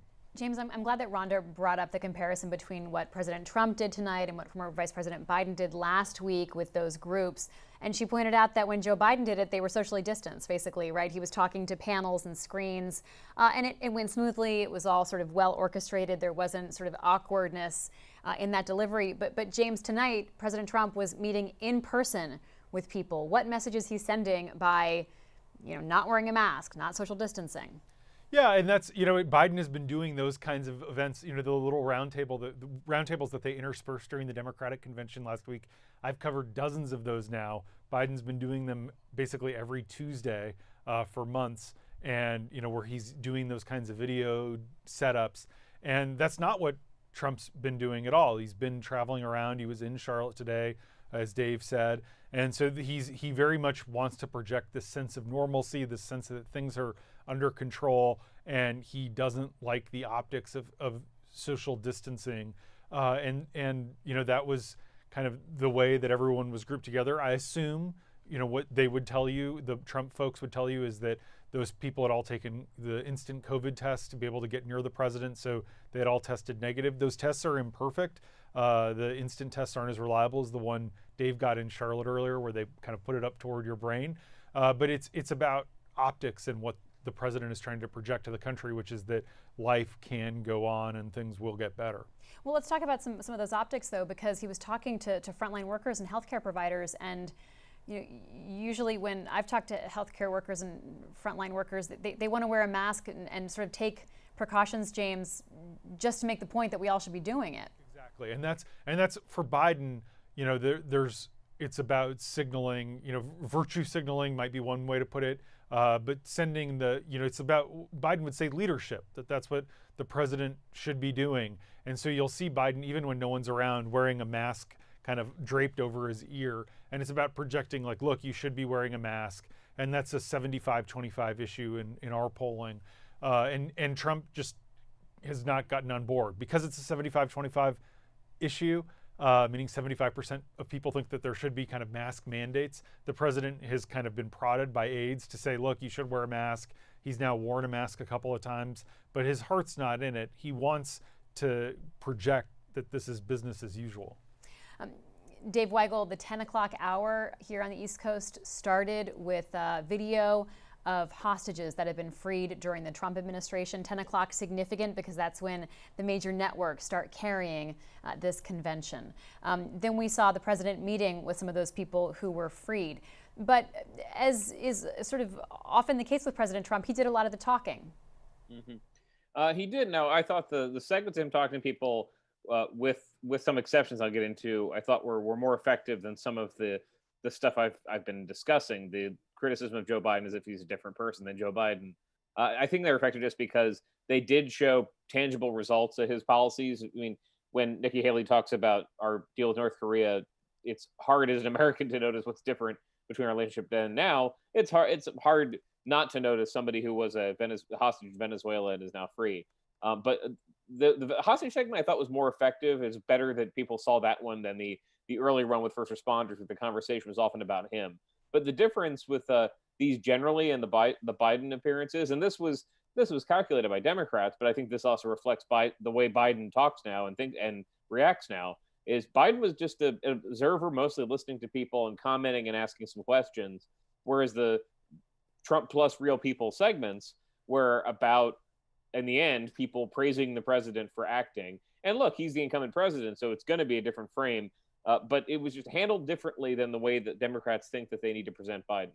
Dave, I want to read a headline from what you were writing about tonight. A 2016 promise rebooted for 2020. Trump will defeat violence in our streets.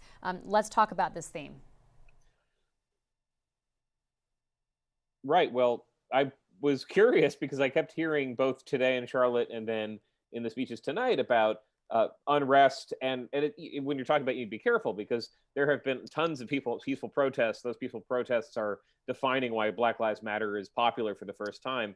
There's also been outbreaks of looting, property damage, and those have been well covered. And so the multiple speeches focused on that, and Donald Trump Jr. and other people basically saying that is what Democrats want if they govern. And I just went back and checked Trump's RNC speech in 2016 was referring to the same stuff and saying if he's elected, he's going to fix it. And there was not as much. I mean, we were all there in 2016. Was there unrest? There sometimes was. There was sometimes at Trump rallies, protests outside, protests that broke out inside those rallies, but less than we saw this summer.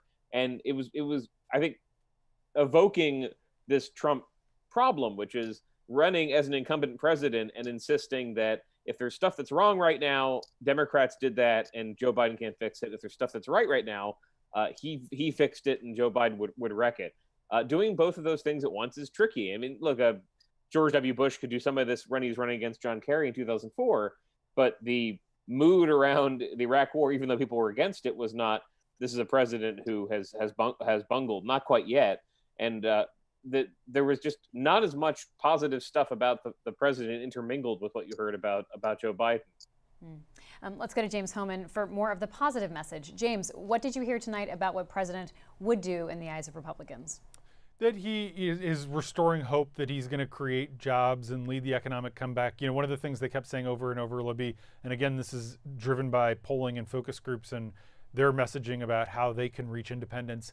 And our polling last week showed that Trump actually still has a slight advantage over Biden on who's best to get the economy bounced back. Biden has a big advantage on who's better to handle the coronavirus itself. But on the economy, that advantage goes to Trump, and they played to that. One of the talking points you heard over and over tonight was that the economy was going gangbusters. It was firing on all cylinders until the virus came to America. They talked about how it had come. Don Jr. said it came from the Chinese Communist Party. That's not true. The recession officially began in February before the pandemic, and the American economy had been slowing down. We had this decade of uninterrupted growth coming out of the Great Recession, but they were trying very much tonight to say, the economy was good before, it'll be good again once we get this virus past us, and trying to emphasize kind of how good things might have felt to people before the pandemic, because that is really their path to victory. Early on tonight, we heard from Ronna McDaniel, the chair of the RNC. Let's go to Rhonda Colvin about her message, portraying herself as a regular, hardworking mom, Rhonda, and talking about her role as a trailblazer among Republican women. That's right, and she also had a line very early in her speech where she said she was chosen for her job not because she was a woman like Biden chose Kamala Harris, but that she had the credentials to be a leader. So she had a dig ready already in the first few minutes of her speech. She has been the leader of the RNC through all of this. She did some cable interviews over the weekend, and she talked about how she wanted to have an RNC that showed people they can still live their lives. She's very, very attached to the Republican message. and she's been a supporter of the president as well. So I think she didn't speak very long. I looked at the timing and it looked like it was less than 5 minutes, but she really wanted to bring across that she was a Republican woman who is leading the way. And with all of the talk last week of Kamala Harris making history, I think that was an attempt by the RNC to show that they have female leaders too. And Rhonda, also using the name housewives or the word housewives in a way that she took pride in. You know, we saw President Trump tweeting about housewives in a tweet that sounded really sort of tone deaf and like from another time or something. But here she was putting that title on herself. That's right, and that could be, the race to attract female voters. Female voters usually vote more than their male counterparts, both black women and white women. So this is an appeal to those female voters, and it matches some of President Trump's rhetoric when he's been talking about suburban women and protecting the suburbs from people coming in from the inner cities or outside of the suburbs. So I think she matched messaging that the president has had already. So Dave Weigel, though, there's such a dog whistle in this conversation when we talk about, the suburbs and keeping housewives safe and then talking about, urban America. Is there a danger in overplaying that tonight just in terms of turning people off? Well, there's danger of some clashing. I mean, it again veered very jaggedly between Tim Scott saying that Joe Biden and other people, Vernon Jones saying that Joe Biden was responsible for policies that were too tough on crime. And we're going to hear more of that later in the week, and then insistence that he was going to make the cities less safe. I mean, you saw in the McCloskeys, they did not mention by name, interestingly, but they referred twice to Cori Bush, who has been nominated in St. Louis to represent them literally in Congress, and she was supposed to personify that threatening things coming to the suburbs were going to govern in Washington if Joe Biden got his way. And it's just a little bit more labor than the arguments they were able to make against Hillary Clinton. It's not an anti-Joe Biden argument. It's a couple of things separation. And whether it's effective, again, both parties, people notice when you're making something up, when the party's trying to present an image that is just not credible. I don't think it would look terribly credible if Republicans were not talking like this, because this is how the president talks. The president talks about the country constantly under siege, Democrats being weak, etc. So the president, in doing that, has not reached people who don't like him already. He has low approval ratings. And I think I want to see the moments tonight that people might focus a bit more on, like Tim Scott, like Nikki Haley's speech. I could see them getting talked about tomorrow. I could see them being kind of effervescent because Trump's going to step on them. But those sorts of speeches, the ones that in prime time kind of shift the message to something they see as more electable, that depends on the rest of the programming for the week. All right, well, let's go back to Joyce Koh, who joins us from in front of the White House. Joyce, what do we expect from night 2 of the RNC tomorrow night? The Republican National Convention has said tomorrow's theme is the land of opportunities. So we should be hearing from First Lady Melania Trump from the Rose Garden and Secretary of State Mike Pompeo. He'll be speaking. Senator Rand Paul of Kentucky will be speaking as well. And then Trump's 2 children, Eric Trump and Tiffany Trump, will also be addressing the RNC tomorrow night. And I think some of the topics that we can continue to hear, not just tomorrow, but going forward throughout the rest of the week, we'll probably hear more about President Trump's response to the coronavirus. I assume we'll hear more about these anti-Biden speeches, talking about him as a socialist.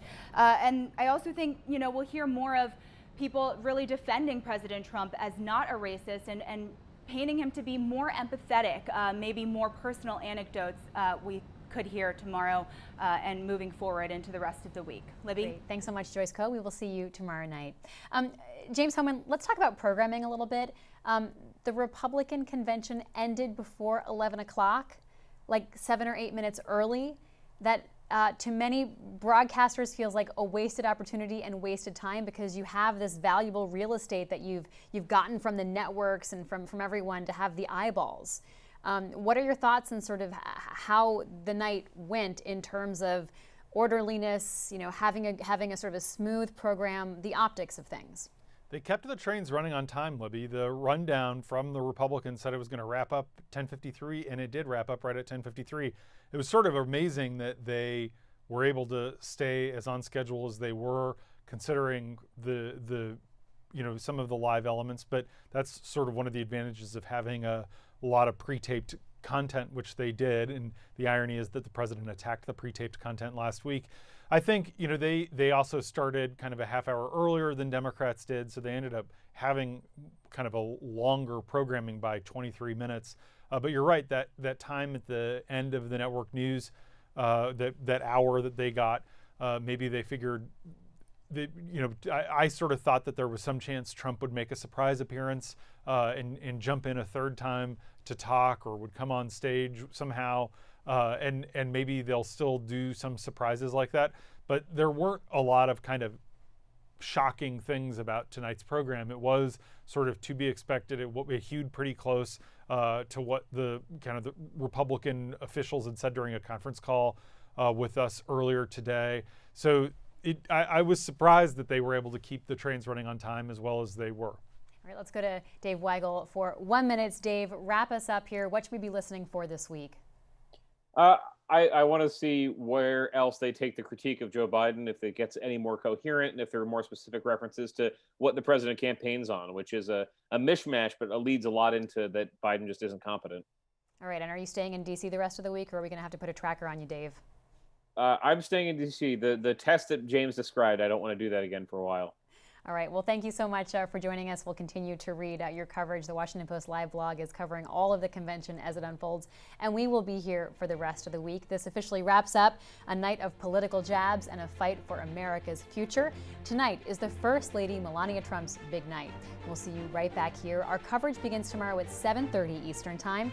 I'm Libby Casey. Thank you for watching and supporting the newsroom of the Washington Post. Thanks so much to all my guests. Have a good night.